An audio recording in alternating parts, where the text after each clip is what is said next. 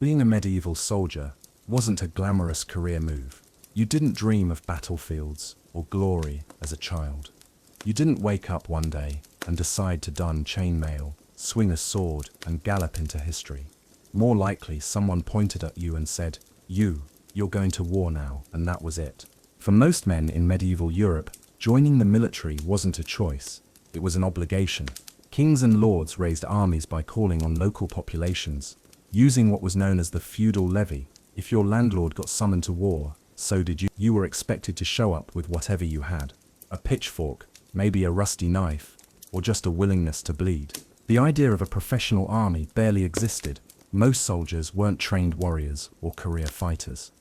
They were farmers, millers, blacksmiths, and shepherds. Their military experience might include the time they got into a brawl at the local tavern, or chased a wolf off their property with a stick. Some people joined for money, mercenaries who fought for coin, not country.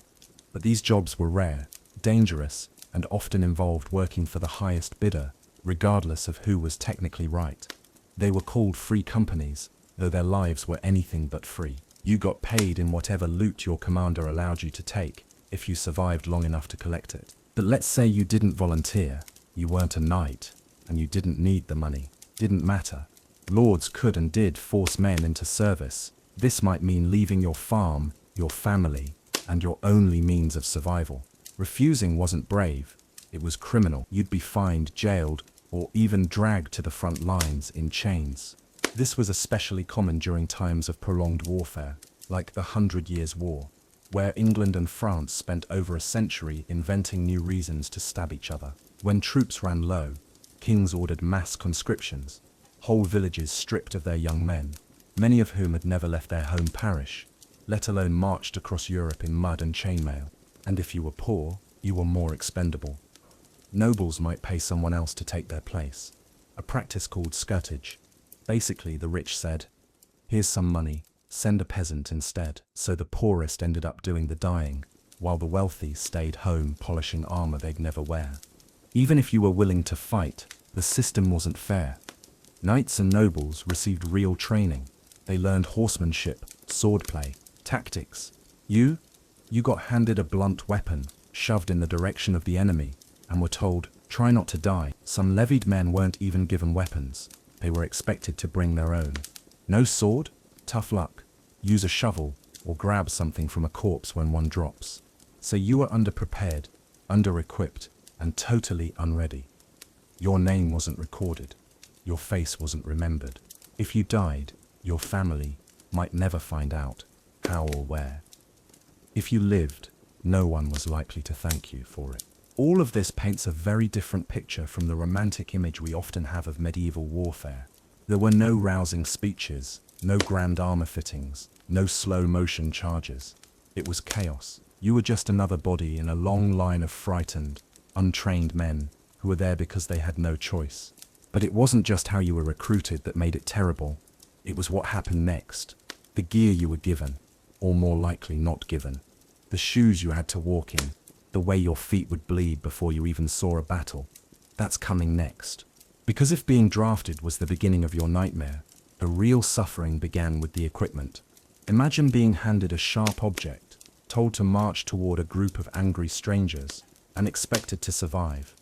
Now imagine no one taught you how to hold that object properly, let alone use it. Welcome to the medieval army, where training was a luxury, and most soldiers learned on the job, or died trying.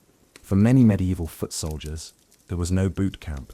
You didn't get weeks of drills, sparring, or target practice. You might be lucky if someone shouted basic instructions at you during the march. Your first training exercise was usually your first battle, and most didn't live long enough to get better at it. Knights, of course, trained from childhood. They practiced swordplay, jousting, and battlefield tactics. They had instructors, armorers, and squires. But you were lucky if you had shoes that matched. Most conscripted men had never held a real weapon before. Their experience with violence came from livestock handling or bar brawls, which, while useful, didn't quite prepare you for dodging arrows or blocking a halberd. The quality of weapons you were given, if you were given any, was laughable. Lords and kings were supposed to supply arms, but in reality, Soldiers were often expected to bring their own gear: a rusty pitchfork, that'll do, a kitchen knife tied to a stick, close enough. Actual swords were rare for common soldiers. They were expensive, high maintenance, and considered too noble for your peasant hands. Many men were given spears, which were relatively cheap to produce and easy to use in large groups, point and stab. But even spears had problems. The shafts could snap, the tips could bend, and without proper formation training, wielding one in battle was more dangerous to your allies than to the enemy. Some troops carried flails, basically a stick with a spiked ball on a chain, which were just as likely to smash your own skull if you didn't know how to handle the recoil.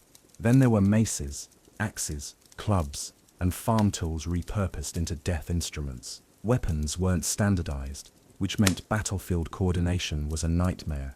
It was every man swinging for himself. And don't even ask about ranged weapons. Archery required years of training and strong, conditioned arms. Longbowmen trained from childhood, especially in England, where laws required practice on Sundays. But for everyone else, a bow was more likely to break than to kill, and crossbows, though easier to use, were heavy, slow to reload, and not always trusted by commanders. Now let's talk about armor, or the lack of it. As a common soldier, you weren't outfitted like the gleaming knight in the tapestries. You got a gambeson, a padded cloth jacket that offered decent blunt force protection, but little against piercing weapons. Chainmail, maybe if you stripped it off a corpse. Plate armor, forget it. Most soldiers went into battle barely protected, relying on luck, not steel. Some might fashion makeshift armor out of leather, wood, or even bundled straw. Helmets were rare among levied soldiers, and if you did get one, it probably didn't fit. A poorly fitted helm could block your vision, rattle when you moved, or injure you worse than an enemy blow if it shifted at the wrong time. Shields were common but unreliable. Wooden ones cracked easily, and metal ones were heavy and expensive.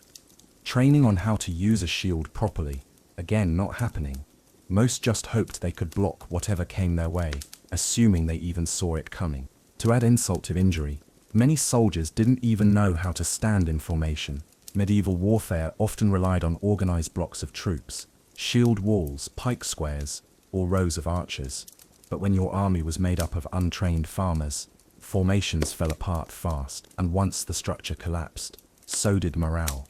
Battles quickly devolved into chaotic brawls, where survival depended more on luck than skill. This lack of training made soldiers dangerous to each other.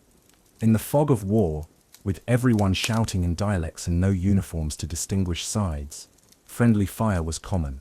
Spears jabbed into allies' backs, swords swung too wide, arrows launched into the wrong ranks. Without discipline, even the best equipped army became a swirling mess of panic and screaming. There were exceptions, of course. Some regions developed better militias over time. The Swiss pikemen, Flemish militias, or English longbowmen were famously disciplined. But they were the minority. For most of Europe, the army was a poorly prepared, under-equipped mass of terrified men, hoping to survive long enough to run away without being labeled cowards. And cowardice was a crime. Fleeing the battlefield could result in execution. So even if you had no armor, no training, and a tool better suited for hay than humans, you were still expected to fight bravely, or die trying. In short, medieval soldiers weren't fearless warriors. They were scared, confused, and completely underprepared. Their weapons were crude, their armor was poor, and their chance of living long enough to get better, slim. And we haven't even gotten to the marching part. The days or weeks spent walking to the battlefield in pain, hunger, and soaked rags. Because in medieval warfare, the misery started long before the first arrow flew. In every Hollywood medieval battle, the camera pans across a sea of glinting steel, polished plate armor, chainmail shining in the sunlight, visored helms nodding with grim resolve. It looks impressive, noble, almost invincible. That was not your reality. If you were a typical medieval soldier, especially a foot soldier or levied peasant, you either had very bad armor or no armor at all. Let's start with the lucky ones. If your lord actually provided protection, you might have been issued a gambeson, a thick, quilted jacket stuffed with linen or horsehair. It was bulky, itchy, and smelly, but it could blunt the impact of a sword or absorb the shock of an arrow. That's your best-case scenario. You were effectively a walking mattress, with just enough padding to slow down a stab, not stop it. Over time, wealthier armies adopted aketon, or jack coats, similar to gambesons, sometimes reinforced with small iron or leather plates stitched between the layers. But these were heavy and restrict. Try swinging a weapon or climbing a muddy hill while wearing what is essentially a sweat-soaked sofa. Chainmail, while iconic, was expensive. A full hauberk, the long shirt of interlinked rings, took months to produce. It offered great protection against slashes, but did little against blunt force. One solid hammer strike could cave in your ribs through mail. Worse, it was rare for anyone below noble status to own full chainmail. Some soldiers had bits and pieces, a coif, chainmail hood, sleeves, or a patch of mail over the chest. But a full set, forget it. And plate armor, the gleaming suits you see in paintings and movies, was for the elite. Knights, royalty, and very rich commanders might wear full plate, but commoners didn't even dream of it. Even partial plate, shoulder guards, greaves, or breastplates were rare for the average fighter. You'd have a better chance of borrowing the noble's horse than their cuirass. If you couldn't afford real armor, you got creative. Some men fashioned protection out of boiled leather, hardened by submerging it in hot wax. It offered basic defense against cuts and was cheap to make. Others wore layers of wool, multiple tunics, or even wooden slats sewn into vests. In desperate cases, people repurposed barrels, bucket lids, or kitchen pots. Anything to cover vital areas. Helmets, the single most important piece of protection, were also hit or miss. A good helmet, even a basic iron cap, could save your life. But many soldiers went into battle bareheaded or wearing only a padded hood. Others wore kettle hats, wide-brimmed helmets that looked like upside-down bowls, skull caps, or whatever metal they could scrounge. The trouble was, ill-fitting helmets caused as many problems as they solved. A loose helmet might slide over your eyes mid-fight. A heavy one might limit your hearing. A poor quality one could crumple like tin under a mace. And in hot weather, your head basically cooked inside a metal oven. Even the best armor had downsides. Weight was a constant burden. A full gambeson absorbed sweat like a sponge and weighed up to 15 kg, 30 poswads when wet.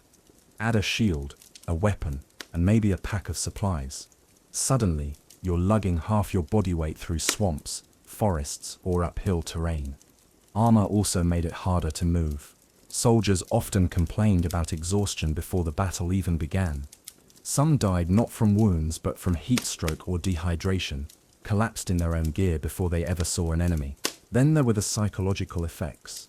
Imagine standing in a shield wall, watching the enemy charge, and realizing that your only protection from dozens of incoming arrows is some itchy wool, a creaky wooden shield, and your own poor reflexes. The sheer vulnerability, the knowledge that your fate rested on your enemy's aim, was terrifying.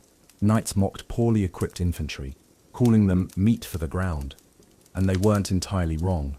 In many battles, foot soldiers were sent in first to soak up enemy attacks, allowing cavalry and elite troops to sweep in after the initial chaos. You were the disposable layer, the cushion, the distraction. And even if you did manage to scavenge better gear from a fallen comrade or enemy, that came with its own risks. Wearing the wrong coat of arms, wrong color, or unfamiliar style of helmet could get you mistaken for the enemy. Your own side might not recognize you. And friendly fire in the form of a misjudged mace to the face wasn't uncommon. What made it worse was that armor wasn't standardized. There were no regulations saying everyone must wear this kind of gear. You just had to hope yours was better than the next man's, and that it lasted. Leather cracked, iron rusted, and padding tore. Field repairs were often crude, and a single rip in the wrong spot could leave you fatally exposed. In short, armor didn't make you invincible. At best, it made you slightly harder to kill. At worst, it weighed you down, slowed your reactions, and gave you a false sense of safety. But you wore it anyway, because not wearing it was worse. And now that you're kitted out in your questionable gear, if you're lucky, it's time to hit the road, because the battlefield is still days away, and you're about to find out why marching was its own form of medieval torture.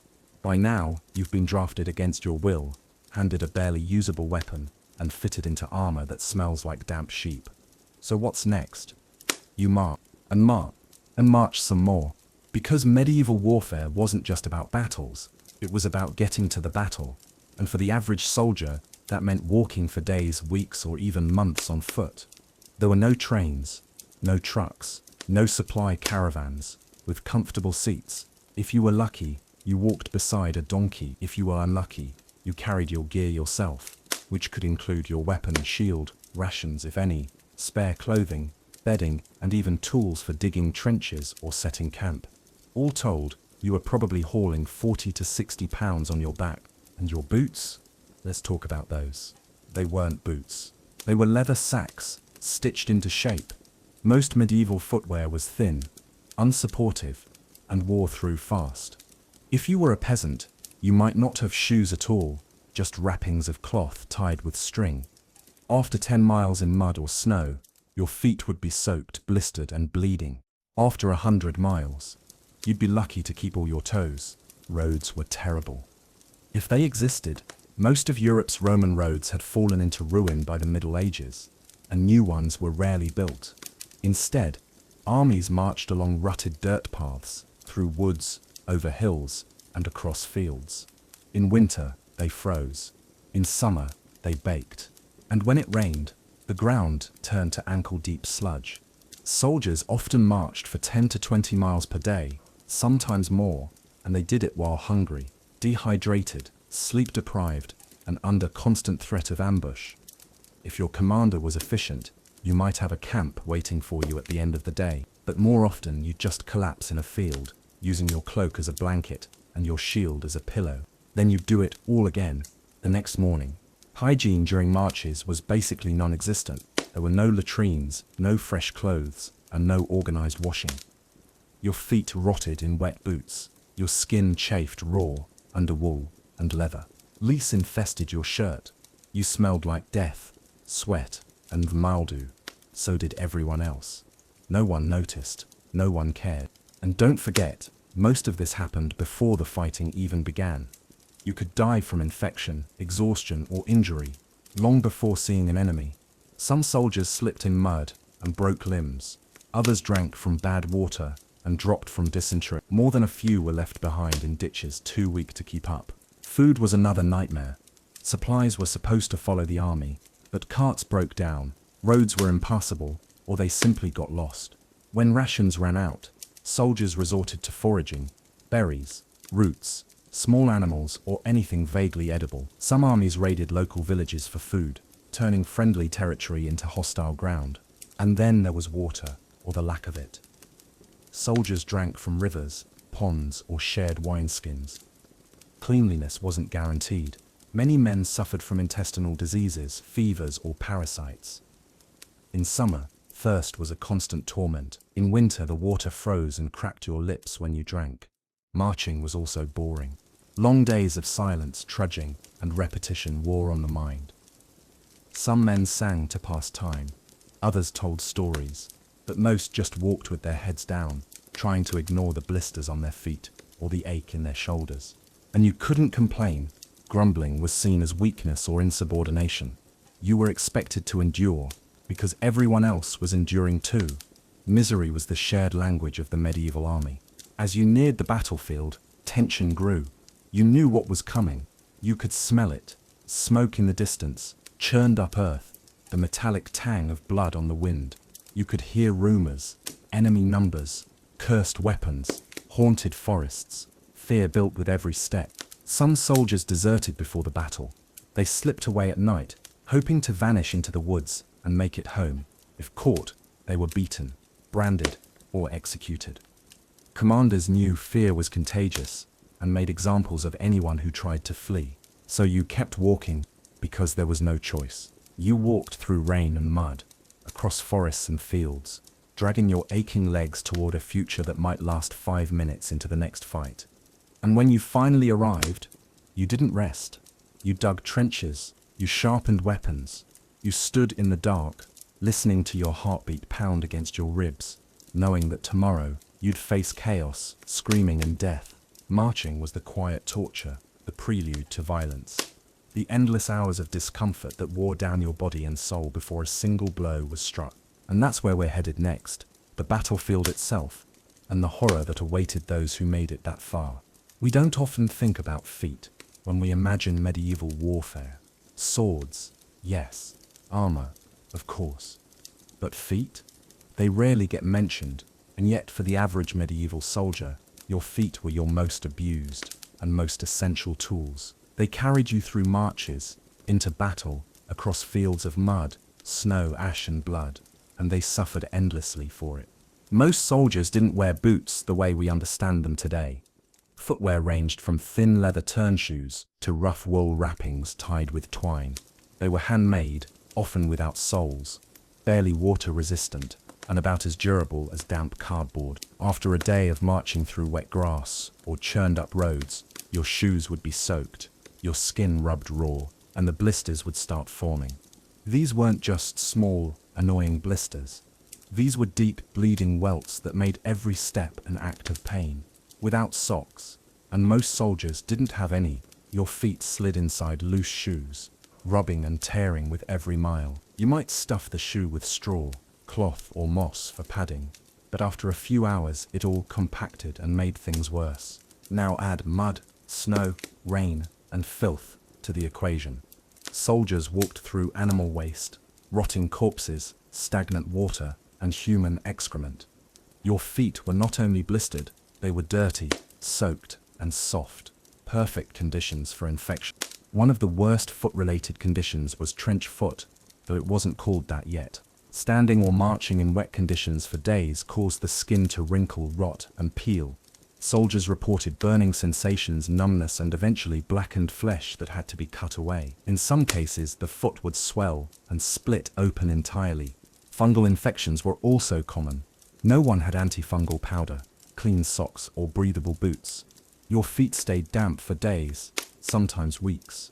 Fungus thrived, toenails turned black, skin peeled, and foul smells rose from your boots like a warning sign. Foot rot wasn't just unpleasant, it could lead to serious complications. Soldiers with advanced infections couldn't march, couldn't fight, and couldn't survive.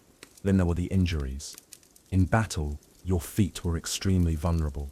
Most soldiers didn't wear armored boots. Only the wealthiest knights had sabatons, metal foot coverings that protected toes and heels.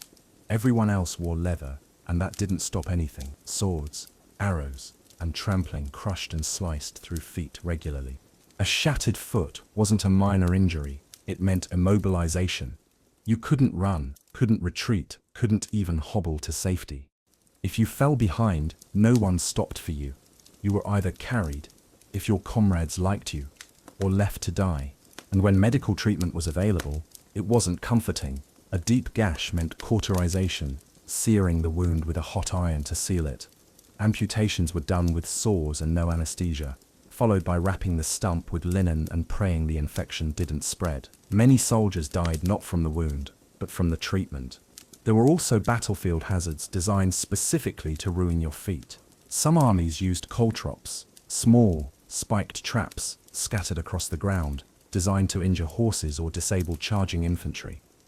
Step on one with thin leather boots, and the spike went straight through your soul. No warning, no chance. Just searing pain, blood, and a collapsed arch. Even on good days, your feet were a ticking time bomb. Soldiers developed massive calluses and corns that hardened their skin, but didn't stop the pain. Ingrown toenails became infected. Heel spurs flared up. Arches collapsed. Every step brought a new problem. Despite all this, there were no foot inspections, no breaks for care, and no spare footwear. You might go weeks without removing your boots. Not because you didn't want to, but because you were afraid you couldn't get them back on. The swelling, the blood, the filth. Sometimes your feet were literally stuck inside your shoes. And the worst part, this was normal. Commanders didn't care. As long as you could march, you were fit. If you couldn't, you became dead weight. Some soldiers cut away damaged flesh themselves, hoping to keep going. Others padded their boots with wool from a dead animal. A few just grit their teeth and walked until the bone showed through. For medieval soldiers, feet were your foundation and your slow undoing. They broke down long before you saw battle, and when the fighting did start, they were often the first part of you to be crushed, stabbed or burned. We romanticize the image of men charging across the battlefield, but we forget they did it with cracked heels, pus-filled toes, and burning arches. Every step toward the enemy was agony, and yet they kept walking, because stopping meant death. Now that you've limped your way to the battlefield, broken and blistered, it's time to talk about what it was like once the arrows started flying. The next section dives into the chaotic, horrific conditions of the medieval battlefield, and why it was nothing like the stories say. In modern warfare, soldiers wear uniforms. There are maps, radios, satellite imagery. Everyone's trying, at least in theory, to avoid shooting their own side. In the Middle Ages? Good luck with that. Most medieval soldiers had no idea who they were fighting, where they were on the field, or even sometimes why they were fighting at all. You'd be dropped into the chaos with a crude weapon, bad instructions, and told to attack the enemy. And if you asked who that was, you'd get a vague gesture toward the other side of the smoke. Let's start with the most basic problem. No standard uniforms. Sure, knights wore coats of arms and surcoats with their family insignia, but most common soldiers wore whatever they owned. Tunics, cloaks, or bits of scavenged armor. You might be dressed in brown wool, the guy next to you might be in red. The enemy across the field, also brown or red, and after a few minutes of fighting, everyone was covered in the same mud, sweat, and blood anyway. Distinguishing friend from foe became a matter of guesswork, especially in close combat. If someone didn't shout your language or wave a recognizable banner, you had to decide, do I stab first, or wait and risk being stabbed? Many soldiers didn't wait. This led to a lot of accidental kills. You might slam your axe into a fellow levy's back because you mistook him for a charging enemy, or you might hesitate and get impaled by someone on your own side who didn't recognize you. In the thick of battle, hesitation was fatal, and so was confusion. Battlefields themselves were utter chaos. Visibility was awful. Smoke from burning grass, torches and gunpowder hung in the air. Shouting made communication impossible beyond a few feet. Orders from commanders often didn't reach the front lines. When they did, they were garbled, late, or ignored. Soldiers relied on banners and signals, but those weren't foolproof either. Flags could fall, signal horns could be drowned out, and even if you saw the enemy standard, you might not know who it belonged to. Not every soldier could read heraldry, and the symbols changed often. Some armies tried to solve this with identifying marks. English soldiers were told to wear a white cross, French troops, a red one, but these could fade, fall off, or never be issued. And in the bloodbath of melee combat, no one had time to squint at someone's tunic and double-check. There's also the political mess of medieval warfare. The line between friend and enemy wasn't clear. Feudal armies were often coalitions of lords and mercenaries from various regions, many of whom had their own agendas. You might be fighting next to a group of men who spoke a different dialect, answered to a different banner, and didn't care if you lived or died. Alliances could flip without warning. You'd go to sleep thinking the mercenaries on your left flank were allies, and wake up to find they'd been bribed and switched sides. In the 100 Years' War, this kind of betrayal happened repeatedly, and it wasn't limited to the battlefield. Towns, fortresses, even commanders changed loyalty when it suited them. And if you were fighting a civil war or rebellion, it got even murkier. You might literally be facing people from your own village, cousins, neighbors, sometimes even your own lord if he'd joined the wrong faction. The enemy wasn't always a foreign invader. Often it was someone just like you, wearing the same gear, shouting the same prayers, and just as scared. In the Crusades, things got especially confusing. Various Christian factions fought alongside one another, and against each other, all while trying to capture or defend cities they barely understood. Cultural differences, language barriers, and rivalries between European leaders meant that Crusader armies were a mess of competing interests. In some cases, Christian soldiers fought each other by mistake, only realizing their error after the bloodshed. And let's not forget the sheer madness of the battlefield environment. Picture hundreds or thousands of shouting, bleeding, swinging humans. Your vision is half blocked by your helmet, or sweat in your eyes. You slip on the wet grass, Someone's horse crashes into you. A mace swings near your ear. You hear orders, but you can't tell if they're coming from your side or the other. You're surrounded by bodies that look like your friends. They might be, or not. You swing anyway. This chaos led commanders to issue only the simplest of orders. Charge when they do. Follow the flag. Kill everyone. Not shouting our name. And even then, things went wrong. In famous battles like Agincourt or Bannockburn, troops were trampled by their own allies, crushed by collapsing formations, or accidentally cut down in panicked retreats. In the end, medieval warfare wasn't a chess match. It was a storm of panic, fury, and mud, where soldiers fought half-blind and half-informed. Knowing who you were fighting was less important than just swinging faster than the person in front of you. And if you were lucky enough to make it through the chaos, that's when you'd realize that the battlefield itself was a nightmare, and not just because of the enemy.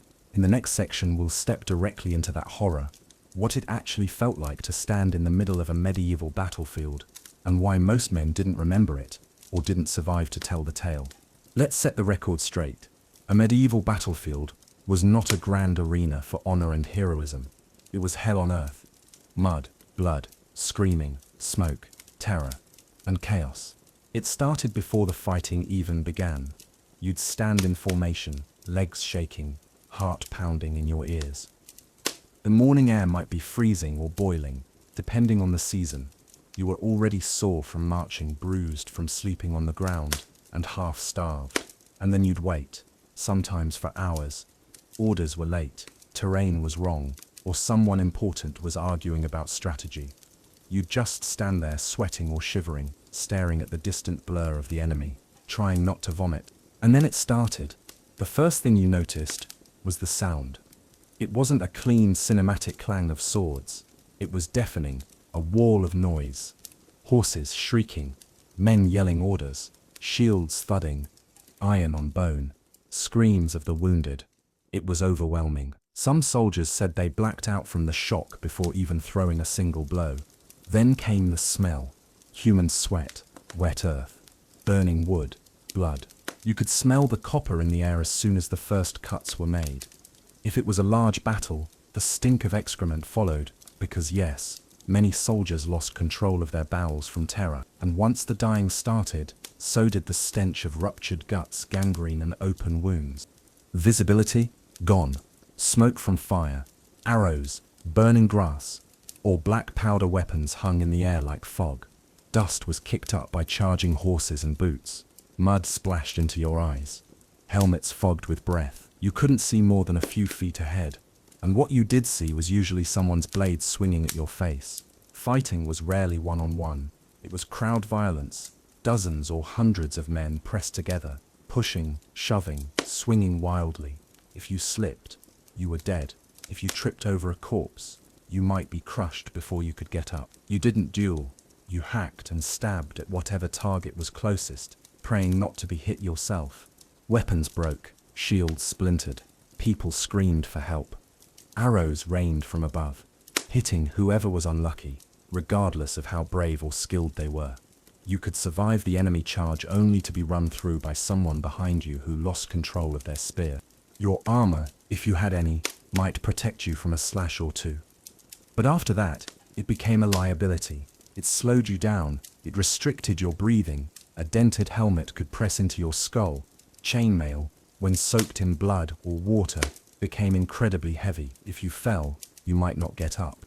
And the ground beneath your feet, it turned to sludge, blood, mud, crushed bodies, all mixing into a slippery, unstable mess. Horses slid, men lost boots, bodies disappeared. You could step forward and find yourself ankle deep in someone's guts. There was no room to breathe, no moment to think, just survival. You didn't know who you were hitting, or if you hit anything at all. You couldn't stop swinging, because stopping meant someone else got to swing at you first. And when a formation broke, when one side started to retreat or panic, that's when the worst happened. A rout. Soldiers turned to run, but in tightly packed formations, they trampled each other. The enemy chased, cutting down anyone who stumbled. Horses charged through the mess, crushing friend and foe alike. If you collapsed wounded but alive, you faced a new horror, the finishing blow. Some enemy soldiers killed the injured without hesitation. Others looted before killing, stripping you of boots, belt, or anything valuable, then stabbing you through the ribs. If you begged, they didn't care. They didn't know you. You were just another anonymous corpse in waiting. And if you were surrounded, there was no mercy. Medieval battles didn't operate under modern rules of engagement. Capturing was only an option if you were rich or important. If not, you were cut down with everyone else. Even when the fighting stopped, the nightmare didn't end. The groans of the dying filled the field for hours. Some lay crushed under corpses, pinned and screaming. Others crawled with limbs half severed, begging for water or help. And no one came. There were no field medics, no triage tents, just silence, flies, and the knowledge that, if you weren't already dead, infectional wolves would finish the job. And the survivors? They didn't cheer. Most collapsed where they stood, dazed and empty. Some wept. Others wandered through the corpses, looking for friends. Some looted. Many vomited. You didn't feel victorious. You felt broken. This was the truth of medieval warfare. Not heroism, not honor, just filth, terror, confusion, and death. And if you were wounded but lived, that's when a whole new nightmare began. Medieval battlefield surgery, a topic we'll face. Blade in hand, in the next section. If the battlefield was hell, then its soundtrack was something even worse. A raw, pounding symphony of death. To survive the Middle Ages as a soldier meant enduring a cacophony of pain, steel and screaming that rattled your soul long after the battle was done. Let's start with the noise. Something no one ever warns you about in the songs and paintings. Medieval warfare wasn't quiet. There was no eerie stillness or heroic soundtrack. There was only chaos. The clash of metal was constant. Swords on shields, axes biting into helmets, flails smashing bones. The sound of steel meeting steel was deafening. But what shocked most new soldiers wasn't the weapons. It was the voices, screams, cries, shouted orders, the wailing of wounded men lying face down in the mud. The battlefield didn't just echo, it roared. Then there were the animals. War horses shrieked when wounded. A high-pitched, human-like sound that terrified even the most hardened fighters. Oxen bellowed as they collapsed, pulling supply carts. Dogs barked from the fringes. And if flaming arrows had been launched, you could hear the crackling of fire, the snapping of branches, the panicked screams of men suddenly ablaze. And amidst all this, you had to fight. It was sensory overload, blades whistling past your ears, someone screaming your name, or a name that sounded close enough, the sound of your own breath hammering inside your helmet, the roar of your heartbeat in your throat. Men who fought for hours in these conditions reported being numb, blinded by fear, unable to recall what happened even minutes after it ended. But you remembered the blood. It was everywhere, slick on your boots, spraying across your face, soaking into your gambeson. You'd swing at someone and feel the wet splatter, warm, sticky, and real. Sometimes it wasn't even the enemies. In the confusion of the crush, you might have opened up your friend's scalp, or nicked your own arm, or slipped and landed in someone else's gushing wound. Open wounds spilled out viscera, intestines, livers, things you couldn't even identify. You didn't have the training to know what was fatal and what wasn't. You only knew that if someone was holding their own guts, they weren't getting up. And these weren't clean injuries. Medieval weapons caused messy, horrible wounds. A sword might slash a man from shoulder to hip. A mace would cave in ribs and leave the chest flattened like wet parchment. A warhammer could drive skull fragments into the brain, sometimes with the helmet still attached. Arrows often remained lodged in limbs or faces, vibrating with every heartbeat. There were no clean breaks, no shot in the arm, just shattered bones, torn muscles, and screaming. That's if you were lucky enough to be hurt outright. Some soldiers died without ever seeing what hit them. A surprise blow, a horse trampling, a sudden spear in the chest. But many died slowly, crushed beneath the weight of bodies, bleeding out from a severed artery, drowning in mud, with a lung full of water and blood. And you couldn't always stop to help. In the chaos, a wounded man was a distraction, a liability. Even if he was your brother, your friend, your son, you had to keep fighting, because hesitating might get you killed next. After the fighting stopped, the battlefield fell into a grim silence, broken only by the moaning of the wounded. They lay in puddles, on broken limbs, half buried in corpses, whispering for water or mercy. Some tried to crawl, others begged to be finished off. A few sang, or prayed, or cursed the gods, until they choked on their own blood. Carrion birds circled overhead. Crows picked at the dead. Dogs padded through the corpses, sniffing for their old masters. And then, for the survivors, came the cleanup.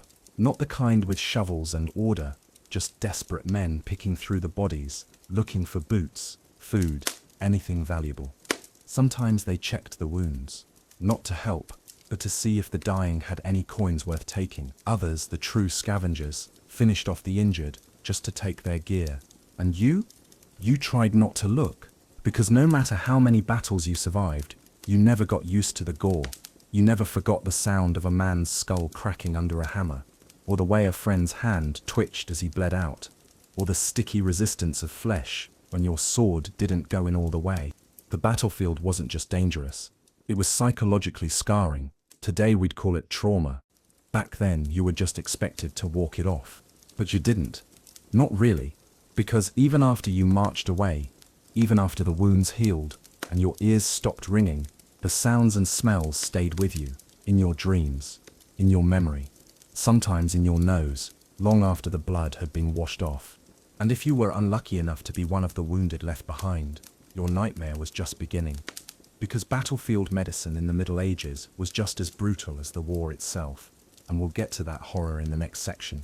If you were a medieval soldier, the odds were already stacked against you. Poor training, bad armor, terrible food. But once you reached the battlefield, you had to face the final horror, the weapons.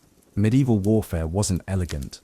It was brutal, ugly, and personal. The weapons used weren't designed just to kill.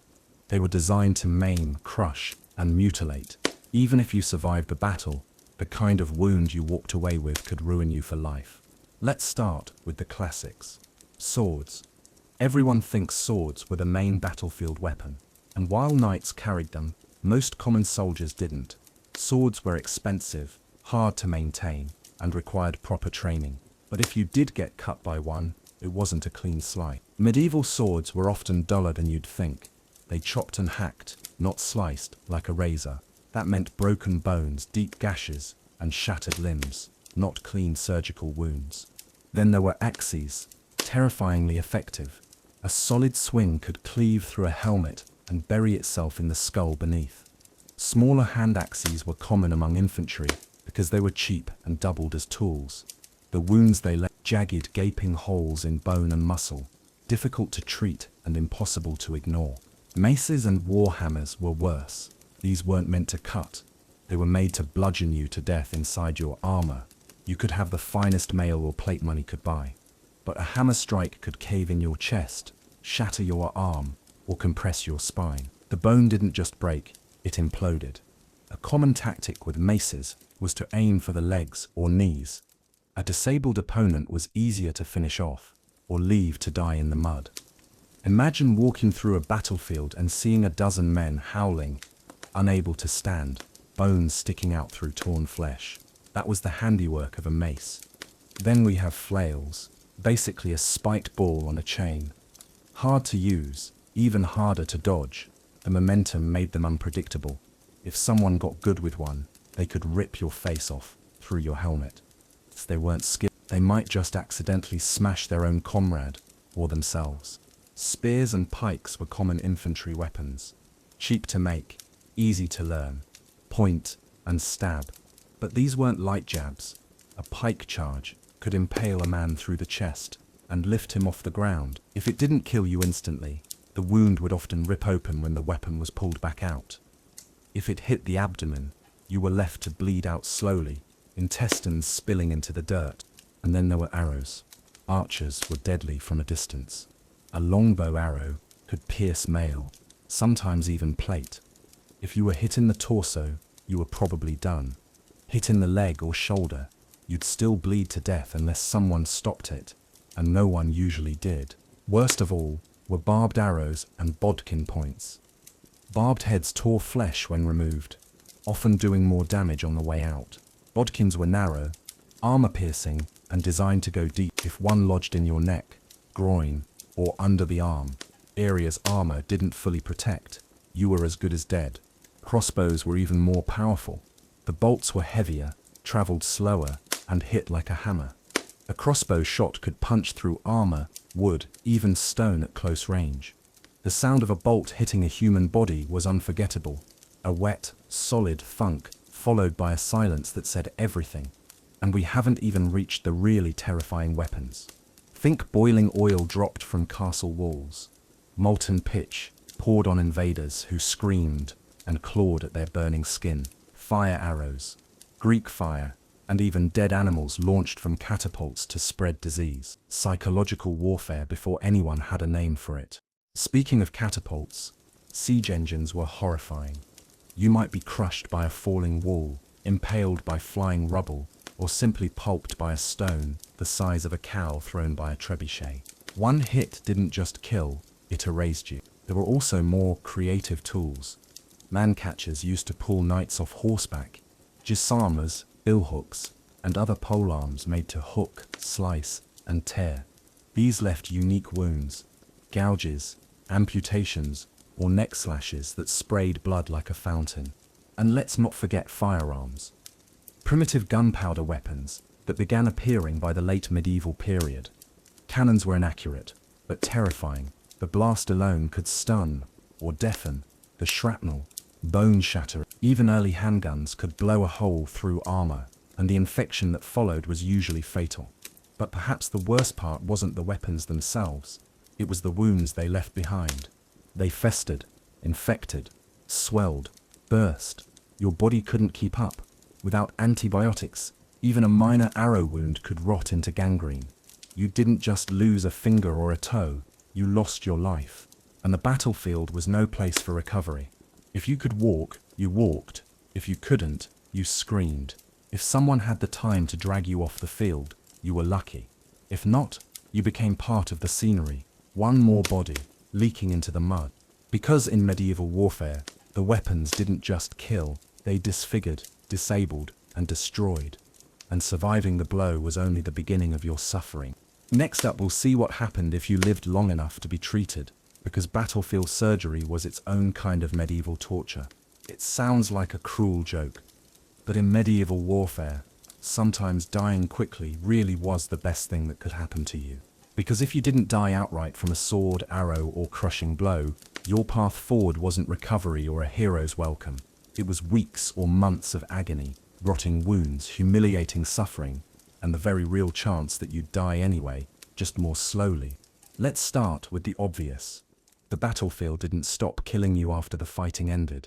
If you were wounded, you were now lying in mud or blood, likely surrounded by corpses. Your armor, if you had any, was trapping heat against your body. Your sweat soaked your gambeson. Your wounds were open, and you couldn't move without screaming. There was no medic sprinting toward you, no ambulance, no triage zone. If someone helped you off the field, it was probably a friend. If not, you crawled or lay there, sometimes for hours or even days. And then came infection. Medieval people didn't understand germs. They believed in things like bad humors or corrupted air. So when your wound started to swell, leak pus, or turn black, there was no real treatment. If you were lucky, someone would pour wine or vinegar on it. If you were unlucky, they'd just cut away the infected part with a dull knife and hope for the best. If a wound turned gangrenous, the stench was unmistakable. Flesh rotting while still attached, skin turning green or black, fever setting in, you drift in and out of consciousness, burning up one moment, shivering the next, hallucinating, babbling, praying, screaming, and the pain never left. Medieval pain relief was basically non-existent. You might be given alcohol or opium if you were very lucky and very wealthy, but for most, you were awake, alert, and completely aware of everything that was happening to your body. If your wound was survivable, you still faced weeks of recovery in squalid conditions. Rats, flies, and lice crawling on your bandages. Other wounded men moaning beside you, the smell of decay in your nose as you tried to sleep. Fever dreams, nightmares, and the knowledge that even if your wound healed, you'd never be the same again. And then there were the captives. If you were injured and captured by the enemy, your fate depended entirely on who you were. If you were a nobleman, you might be ransomed. Your enemies would patch you up just enough to keep you breathing, then demand a huge payment for your return. But if you were a common soldier, things got dark, fast. You might be executed on the spot. No ceremony, no final words. Just a blade to the neck, or a dagger in the heart. Some were tortured for fun, or as a warning to others. Others were forced to march as slaves, wounded and starving, barely able to walk until they collapsed. And what if you were abandoned? That happened too. Armies in retreat often left their wounded behind. No food, no protection, just lying in the mud, surrounded by buzzing flies and circling carrion birds. Some were eaten alive by dogs or wolves. Others were killed by looters, stripped of armor, left naked and bleeding in a ditch. For those who made it home, life didn't go back to normal. You might return with a missing limb, a mangled face, or a permanent limp. People stared, jobs disappeared. You were a burden now, one more mouth to feed, with no income to offer. There were no pensions, no disability payments, no therapy. You were expected to tough it out. Some begged, others drank themselves to death. A few became criminals, or re-enlisted, hoping to die next time and be done with it. Psychological trauma was real, but it had no name.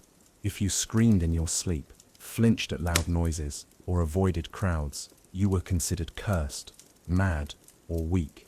There was no concept of PTSD, only silence. You suffered in isolation, remembering the sounds of battle, the faces of dying friends, and the feel of blood on your hands. And even if your wounds healed, and you weren't captured or forgotten, you might still be killed after the battle. Some commanders executed their own wounded to avoid paying for them.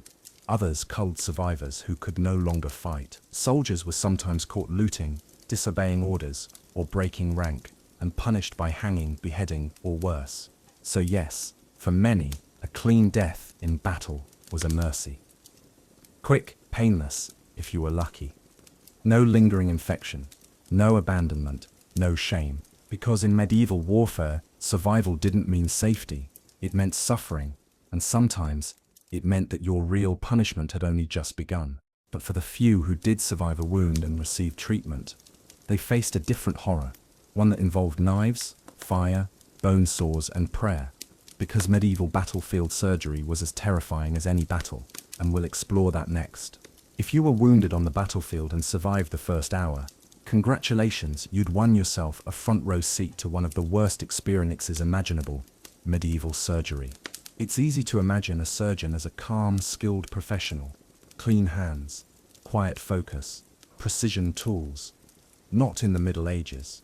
A battlefield surgeon was often whoever had the strongest stomach and the sharpest knife. Barber, blacksmith, priest, or butcher. Sterilization didn't exist. Nobody washed their hands. Surgical tools were used on multiple people without cleaning. Cloths were reused. Wounds were packed with dirt, moss, or spiderwebs. Not because these things were clean, they were just available. And anesthesia, forget it. There was no pain relief. You were held down by a couple of men and told to bite on a stick. If you screamed, you screamed. If you passed out, that was the closest thing you got to mercy. Some surgeons used strong wine or opium-based mixtures to dull the senses, but these were rare, costly, and often ineffective. Mostly, you were awake for the entire thing. Let's say you took an arrow to the leg. The surgeon's goal wasn't to save your mobility, it was to stop you from dying. He'd examine the wound, mutter something about humors, and then reach for a knife. If the arrowhead was barbed, it couldn't be pulled out. It had to be pushed through the other side. Picture it, the hot metal sliding deeper, tearing muscle, forcing itself through your leg, followed by the sound of bones scraping and your own voice echoing somewhere far away. If your wound was bleeding heavily, the solution was simple. Cauterization. Heat an iron rod in the fire, press it against the open flesh. The smell, burning fat, scorched hair, and panic. You weren't being healed, you were being sealed, charred like meat to keep the blood inside. If infection had set in, or if the limb was too mangled to save, it was time for amputation. The process? No antiseptic, no scalpels, just a bone saw and a man shouting, "Hold him," while 2 or 3 soldiers pinned your arms and chest. The surgeon would saw through skin, fat, muscle, tendon, and bone, all in one go if he was fast, which most weren't. The average amputation took several minutes. Those minutes felt like years. And the tools? Iron saws, kitchen knives, clamps. If they were sharp, they were lucky. Most were blunt, from overuse, sticky with blood from previous patients, and covered in flies. After cutting, the stump was often cauterized with boiling oil or a red-hot pan. And if the wound didn't close properly, you'd get to enjoy the company of maggots, which, ironically, sometimes helped by eating the dead tissue. But no one appreciated the irony while watching their leg rot. The room, if you could even call it that, was chaos. Groaning men lined the walls. Buckets of blood. Severed limbs piled outside the tent or hut. Flies everywhere. The surgeon, drenched in gore, moved from one patient to the next without changing clothes or tools. He looked less like a healer and more like a butcher with a deadline. Post-surgery care was minimal. Wounds were wrapped in linen if available, sometimes packed with herbs or honey, but more often than not, they were just left open to fester. You'd be laid on a straw bed, surrounded by other moaning men, and expected to recover through sheer force of will. And yes, many patients died. From shock, from blood loss, from infection. The survival rate for major surgeries was dismal. If you lived, you were lucky, but you were never the same. You might be maimed, crippled, or permanently disfigured. A one-armed archer, a one-legged pikeman, a man with half a jaw who couldn't chew solid food. Some soldiers were patched up just enough to go back to war. Imagine that, a man with a stitched-up stomach wound being sent back into battle a week later, but manpower was limited. If you could walk, hold a weapon, or even just shout in the right direction, you were deemed recovered. The psychological toll was enormous. Surgery wasn't just physically traumatic, it was spirit-breaking. You lay there for days, reliving the moment the saw touched your bone, or waking up screaming from phantom pain in a limb that was no longer there. Men grew silent, detached, angry. But emotional trauma wasn't recognized. It was called cowardice, weakness, or worse, possession by demon. And yet, medieval surgeons weren't monsters. They were doing the best they could, with no knowledge of bacteria, no antiseptics, and no painkillers. They weren't trained in anatomy. They learned by doing, and most of their patients died along the way. Some surgeons wrote manuals drawing diagrams of procedures and tools. Others passed down knowledge by word of mouth. But it was centuries before surgery became truly survivable. Back then, it was a coin toss, and the blade was always rusty. So yes, you might have survived the battlefield, but surviving surgery was another ordeal entirely, and it often left you worse off than dying would have. And if you thought that was bad, wait until you hear what happened when you were captured by the enemy. Because being wounded was one thing. Being wounded and taken prisoner, that was a whole new nightmare. In medieval warfare, the sword wasn't always your killer. Sometimes it was a splinter, or a fly, or the dirty rag someone tied around your wound. Because for all the horror of battle, the thing most likely to finish you off was infection. Slow, invisible, and nearly always fatal. Let's be clear, medieval people had no understanding of germs. The concept of bacteria wouldn't arrive until centuries later. Instead, sickness was explained through things like bad air, imbalance of the humors, or divine punishment. If your wound started to swell or ooze, people might blame your diet, your sins, or even the alignment of the stars, but not the rotting bandage you'd been wearing for 5 days. And battlefield wounds were the perfect environment for infection. First, consider the cause. You weren't being sliced by clean, sterile tools. You were being hacked, stabbed, and crushed by blades caked in blood, rust, and filth. A sword that killed one man could easily infect the next. Arrows pulled from corpses were reused, weapons were rarely cleaned, and never disinfected. Then there was the wound itself. Most cuts were deep, jagged, and torn, not clean surgical incisions. Bits of clothing, dirt, and splinters often remained lodged inside. No one had tweezers or antiseptic. The solution? Pour some wine on it if you were lucky. Pack it with herbs if they were available. Otherwise, wrap it up and hope for the best. But bandages weren't sterile. They were ripped cloth, often reused, passed from one wounded man to another. Some were made from whatever was lying around. Moss, hay, or even scraps torn from a dead man's tunic. Infection, in that context, wasn't just a risk, it was inevitable. One of the most common killers was sepsis, a full-body infection that set in when bacteria from a wound entered the bloodstream.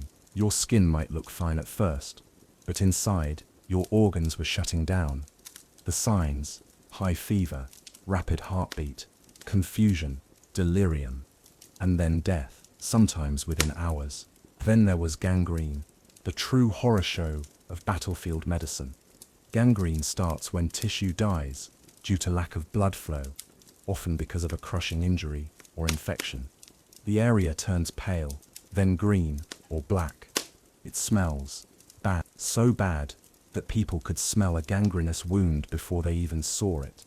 The skin bubbles, pus leaks out. Maggots sometimes infest the flesh. Ironically, one of the only things that actually helped, since they ate dead tissue. And yes, doctors knew gangrene was a death sentence.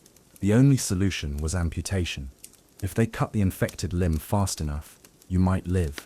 If they didn't, the rot spread, and once it hit your torso, game over.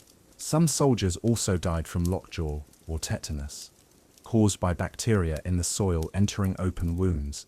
Tetanus causes the muscles to seize up. Victims couldn't open their mouths, breathe properly, or even move. They'd lie stiff and trembling, slowly suffocating in their own body. It was terrifying to witness and agonizing to experience. And then there was dysentery, typhoid, and camp fevers, all common in the unsanitary conditions soldiers lived in. If your wound didn't kill you, your stomach might. Drinking bad water, eating contaminated food, or just being too close to a latrine could cause diarrhea so violent it led to dehydration and death. Soldiers were known to waste away in just a few days. But perhaps the cruelest part of infection was the false hope it gave.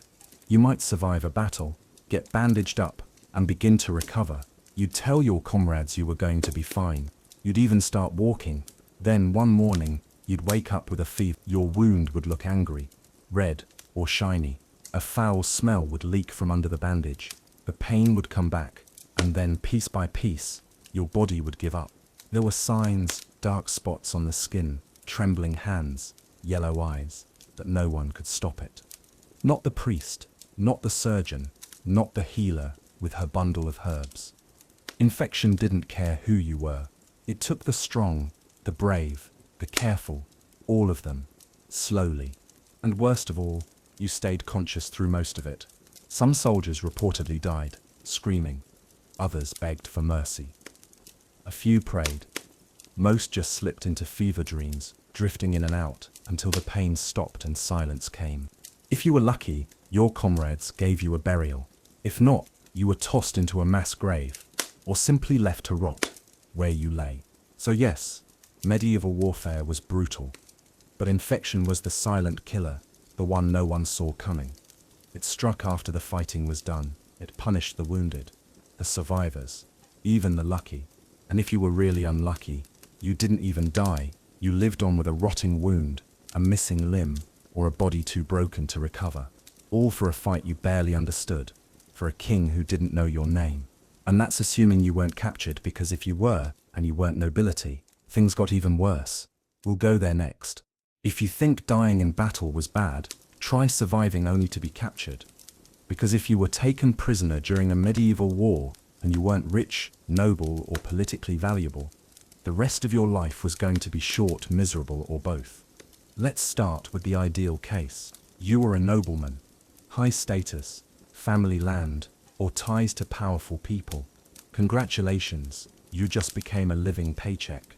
Capturing a noble enemy meant ransom money, sometimes enough to buy your own estate. So nobles were usually spared, patched up, and treated decently. You might even be housed in a nice manner, with food, letters to home, and your own servant, until your family coughed up the silver. Now, let's talk about you, the common soldier. You had no title, no land, no rich relatives to pay a ransom, which meant to your captors you were worthless. Not just valueless, but a burden. You were wounded, tired, filthy, and probably needed food. And that made you a problem. So what happened? In many cases, you were executed, quickly and without ceremony. A blade to the neck, a dagger in the gut, a spear through the back. Some commanders even issued orders ahead of time. No quarter for commoners. It was easier to kill prisoners on the field than feed them or risk rebellion. Other times, execution wasn't immediate.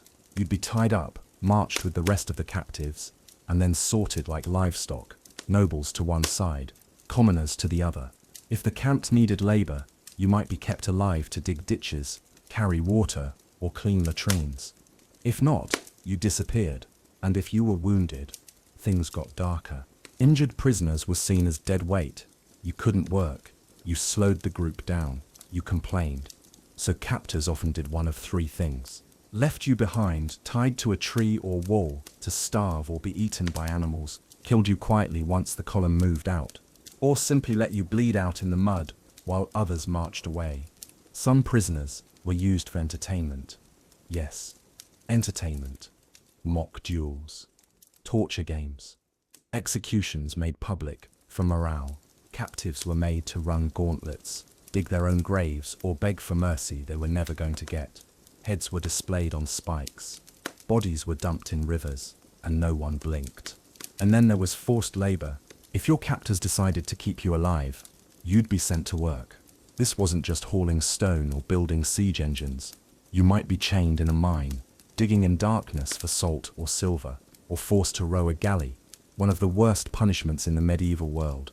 Imagine chained to a bench, rowing under a whip, eating rotten food, drinking warm water, and knowing that if the ship sank, you'd drown with iron on your ankles. Other prisoners were sold as slaves. Markets existed in Europe, the Middle East, and North Africa for captives of war. You might end up herding goats in a desert, or washing floors in a merchant's house, or fighting in some other war that wasn't yours. You might even be castrated, especially if sold into royal courts. It happened. And for some unlucky prisoners, there were experiments, early surgical tests, magical rituals, or religious conversions performed through torture. You weren't a person. You were a body to be used. Even if you weren't killed, worked to death, or sold, the treatment was still miserable. You were marched barefoot, barely clothed, chained to others, fed scraps if anything at all. You slept in pits, in ditches, or not at all. You weren't washed. You weren't treated. You weren't acknowledged. And what about prisoner exchanges? They did happen. Sometimes. If your side was organized and had something to trade, a few prisoners might be swapped, but it was rare for common soldiers to be included. You weren't worth the paperwork. Your name wasn't written down. You were just one of many. Indistinguishable, uncounted, disposable. Psychologically, capture was devastating. The shame, the fear, the helplessness. You had no idea what day it was, where you were going, or if your family even knew you were alive. Days blended together. Some men broke, others went silent. A few tried to escape and were tortured as an example. And if by some miracle you made it home, you came back with nothing, no pay, no land, no welcome, just memories you couldn't talk about, injuries no one wanted to see, and a reputation that followed you like a shadow, the one who surrendered. In many places, being captured carried a social stain, as if your survival meant you hadn't fought hard enough. And so, for many, death in battle was the better option. Because being taken prisoner didn't mean survival. It meant dehumanization, suffering, and erasure. And even if you avoided capture, there was still the enemy you couldn't see coming, the one that crept through your camp into your gut. and wiped out armies faster than any sword ever could. Disease. We'll cover that next. When you picture a medieval soldier's hardship, you might think of arrows, swords, or savage wounds. But there was a quieter killer, one that struck every day, whether there was fighting or not. That killer was hunger, because when you weren't dying on the battlefield, you were probably starving next to it. Here's the truth. Medieval armies were rarely well fed. Supplying food to thousands of men was an enormous logistical challenge, and most commanders simply weren't up to the task.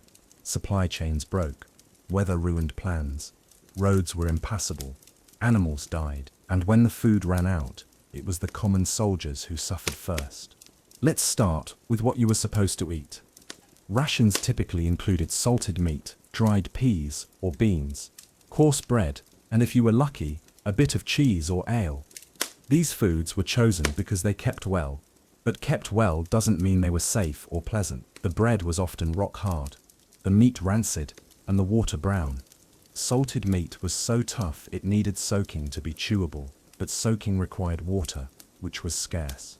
Bread might be filled with mold, bark, or even crushed bone to bulk it up. Cheese, when available, was sharp, dry, and not always made from cow's milk. Sometimes it came from goats, sometimes from whatever creature was nearby. Water was a problem in itself. Wells were few and often tainted by waste, rotting bodies, or animal droppings.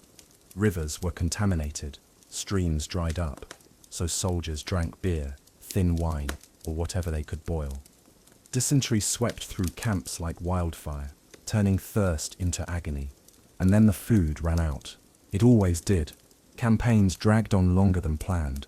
Carts broke down, enemy raids burned grain fields.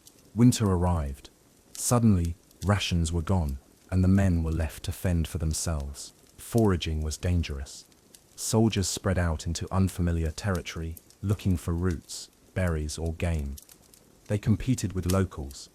Sometimes they found food. More often, they found ambushes, traps, or angry villagers with pitchforks. When hunger became desperate, discipline broke down. Soldiers stole from nearby farms. Entire villages were looted, their livestock driven away, their pantries emptied. If the locals resisted, they were beaten or killed. Innocent people starved so soldiers could eat. War blurred the line between soldier and bandit, and that's if there was anything to steal. During major wars, scorched earth tactics left whole regions barren. Fields were burned, livestock slaughtered, wells poisoned. There was nothing left, and soldiers turned to whatever they could find. Some ate rats, others boiled leather straps. Some drank blood from animals or chewed grass, and when even those were gone, rumors spread, dark ones of soldiers eating the dead. Yes, it happened, especially during sieges, when food inside city walls ran out and the dead piled up. Starving men stripped flesh from corpses, cooked bone broth from the fallen. Survival at any cost. And still, men were expected to fight. You'd line up in formation with an empty stomach, weak knees, a trembling grip on your weapon. Some collapsed before the first charge. Others fought in a haze, thinking not of glory, but of food. There are accounts of soldiers chasing livestock through enemy lines, ignoring the danger in favor of a meal. Some commanders tried to fix the crisis. They organized ration systems, foraged ahead of the army, or imposed discipline. But most just moved the problem, marching into new territory and consuming everything in their path. It wasn't just the body that starved. Hunger twisted the mind. Men grew paranoid, violent, unpredictable. Fights broke out over crumbs. Friends turned on each other. Some hoarded supplies, others begged. Some even prayed for battle, not for victory, but because dead enemies meant fresh boots and sometimes food. And when the fighting paused, there was no break, just more marching, waiting, and gnawing emptiness. The wind in your gut, the ache in your joints, the slow, dull hunger that blurred your thoughts and made you forget what day it was. It wasn't war that wore you down. It was the time between the endless, hungry days when you had nothing but hope and a belt pulled tighter.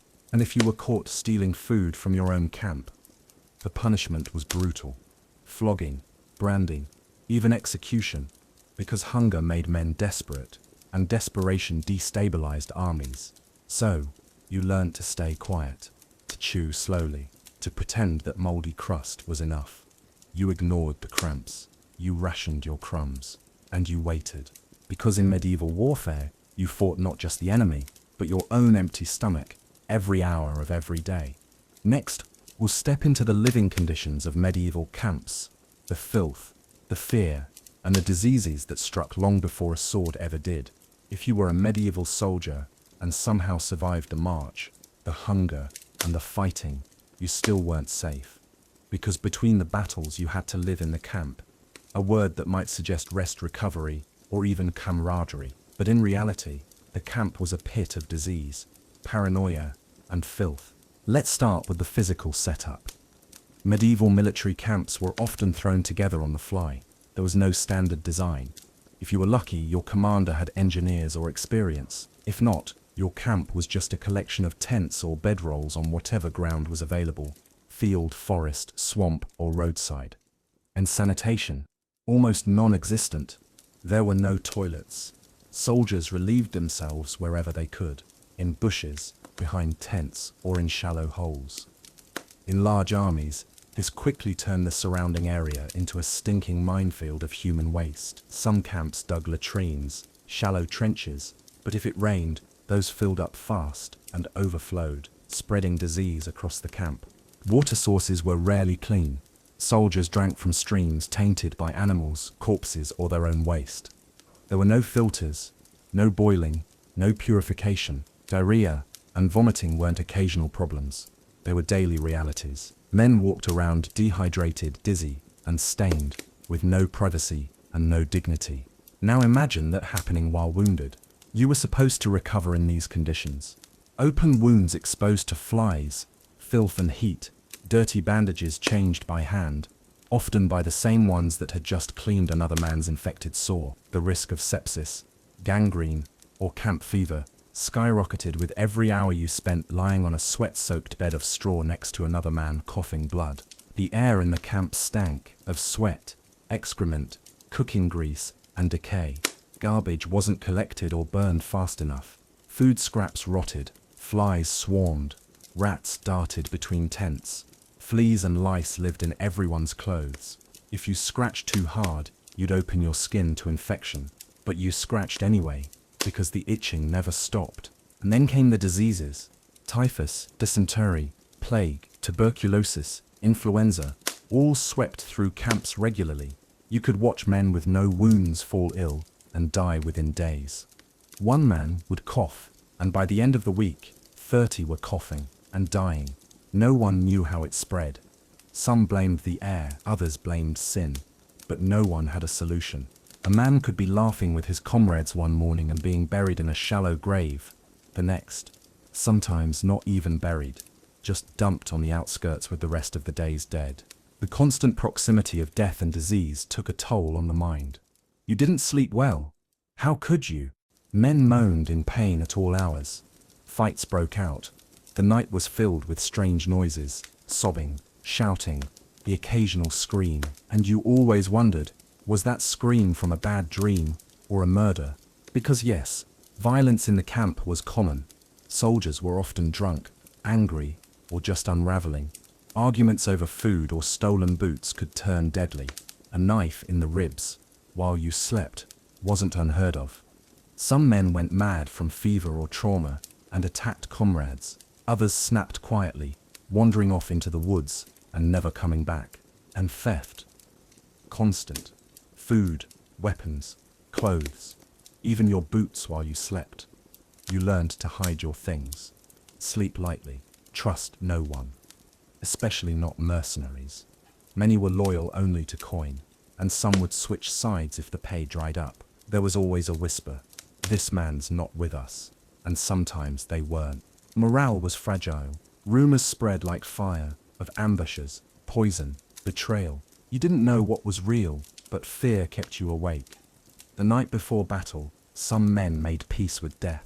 Others deserted, slipping away under cover of darkness, knowing if they were caught, they'd be flogged, branded, or executed. But some thought it was worth the risk. Because the camp felt like a slow death. One bite, one cough, one bad drink at a time. And let's not forget the weather. Tents offered little protection. Rain turned the camp into a swamp, flooding bedrolls and rotting your gear. Snow froze your fingers solid. Heat cooked you in your armor and brought swarms of insects. Thunder scared the horses. Wind snapped tents. There was no shelter, not really. Just thin cloth, and the hope that tomorrow would be better. But it rarely was. The worst part, you were never safe. Not even for a moment. An enemy scout could slip through the trees. Arrows could rain down at dawn. A fire could tear through the tents, and even if none of that happened, something inside the camp, an infection, a knife, or your own fear could take you just the same.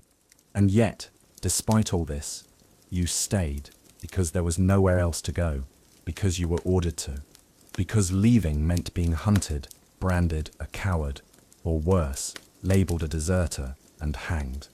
So you lived in filth, slept with one eye open, ate whatever didn't make you sick, and waited for the next battle, the next wound, the next name to be whispered before a man disappeared forever. This was your life between the fighting. This was what it meant to be a medieval soldier. Not just risking your life on the battlefield, but surviving a war zone that never rested. And speaking of rest, next we'll look at what passed for sleep in a medieval army. Hint, it wasn't restful. After a long day of marching through mud, enduring hunger, and watching your fellow soldiers die of wounds or fever, you might think the one small mercy of medieval military life was sleep. You'd be wrong. Sleep, true rest, was almost non-existent for the average medieval soldier. And when you did manage to close your eyes, it wasn't under a roof, or in a bed, or even in a clean space. You slept in the dirt, in the cold, under the open sky, and with company vermin, biting insects, other people's feet, and always the looming fear of attack. Let's start with where you slept. Most soldiers didn't have tents. Those were reserved for officers, nobles, or hired elite troops. You had a cloak, if you were lucky, and the ground beneath you. Sometimes you had straw, sometimes it was soaked. Usually, it was just wet grass, packed earth, or snow. There were no sleeping bags, no mats, no pillows. You curled up in your armor, if it wasn't too uncomfortable, or stripped down and tried to keep your gear from being stolen while you slept. You clutched your sword, you used your pack as a headrest, and you listened to the night breathe around you. Animals, footsteps, groans, and the crackle of firelight. And you didn't sleep long. Night watches rotated, so you might only get a couple hours before being woken to patrol the camp perimeter or tend to fires. If it rained, you didn't sleep at all. If it snowed, your only goal was to survive until dawn without freezing to death. Hypothermia was a real threat, even in summer. Wet clothes and strong winds could drop your core temperature fast. You couldn't dry anything. Fires were small, smoky, and dangerous to build in enemy territory, so you shivered, teeth chattering, limbs curled to your chest. Some men slept in groups, pressed close together like livestock for warmth. It helped with heat and spread lice. Ah, yes, the lice. You shared your sleeping space with more than men. Rats scurried through the camp, looking for scraps. Mice chewed your rations while you dozed. Fleas bit your ankles. Flies nested in open wounds. And the lice, they were constant, burrowing in your clothes, your hair, your bedding. If you had any, you could feel them crawling even when they weren't there. And then there were the smells. You slept next to wounded men, dying men, men with gangrenous limbs or open stomach wounds. The air was thick with the stink of sweat, rotting flesh, blood, and feces. Your nose never got used to it. You just learned to breathe shallow. Noise was another enemy. You'd think battle was loud, but the medieval camp never shut up. Someone was always moaning. Someone else was throwing up. A man with fever might be raving. Another might be quietly sobbing. Horses snorted. Dogs barked. You never truly drifted, just slipped in and out of a shallow, jittery doze, heart pounding with each new sound. And paranoia. Always. You might be stabbed in your sleep for your boots, your rations, or because someone thought you were a traitor. You might be trampled if the camp was attacked.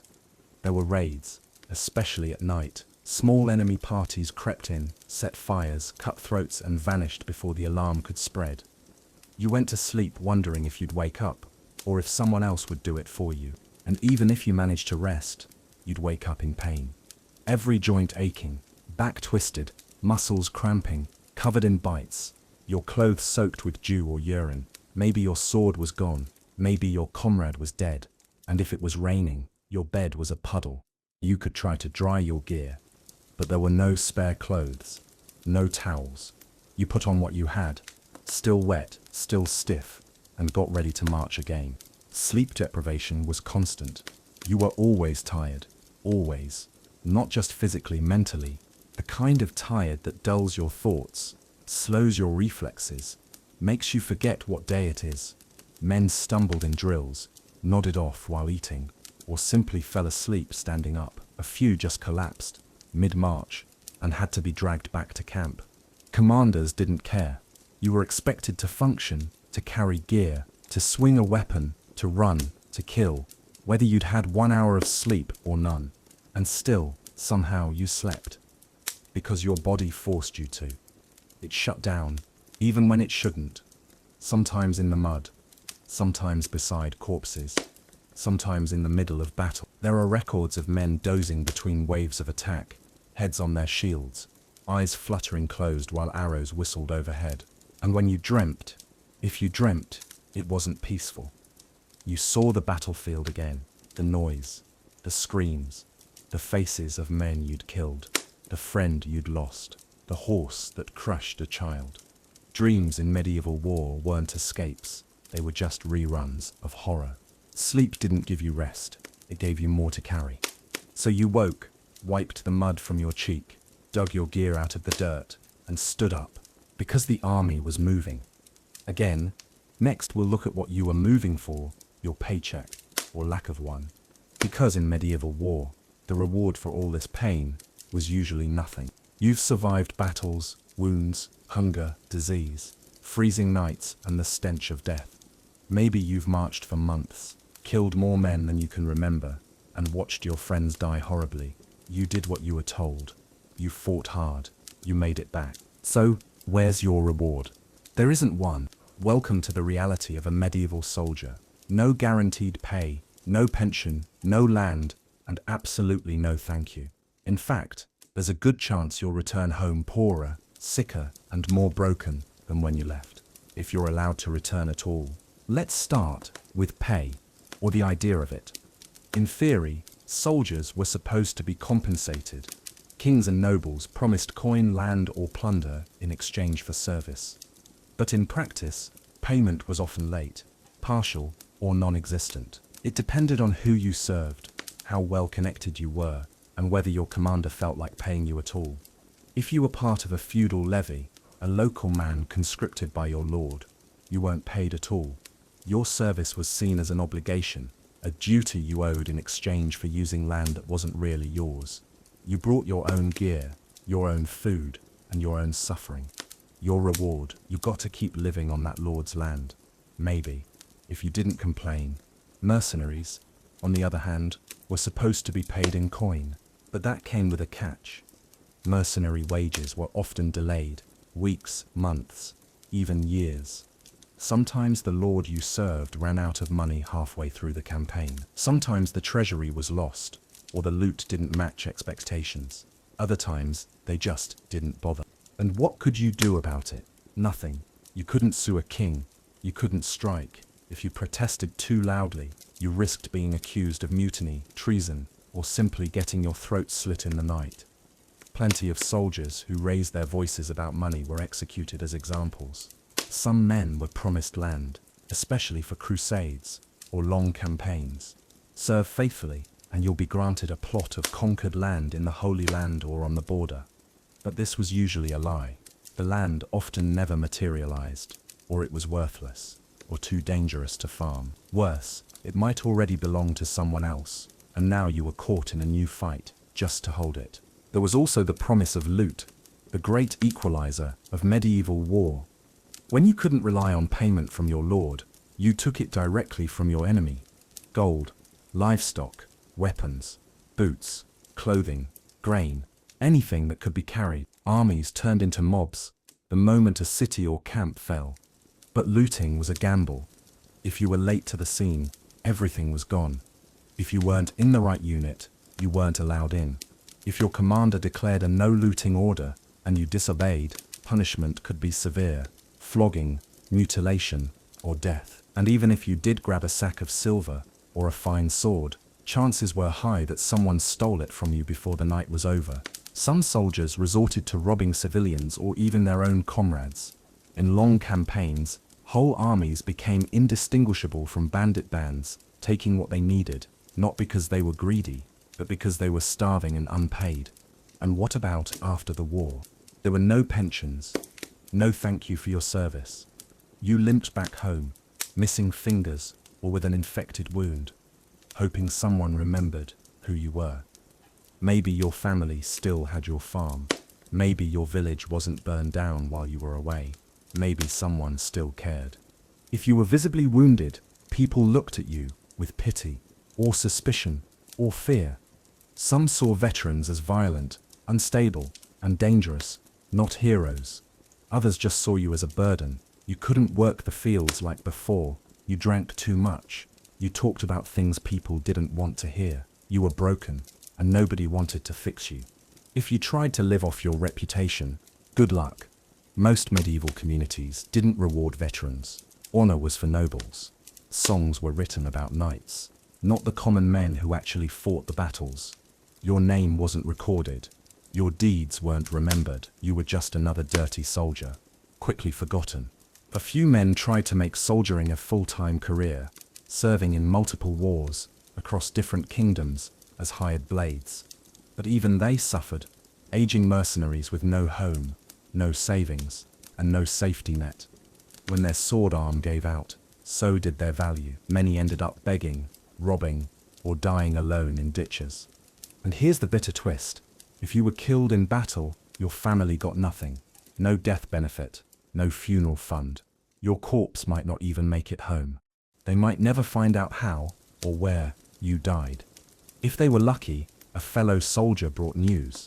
If not, they just waited and waited until the waiting turned into silence. So, what did you really fight for?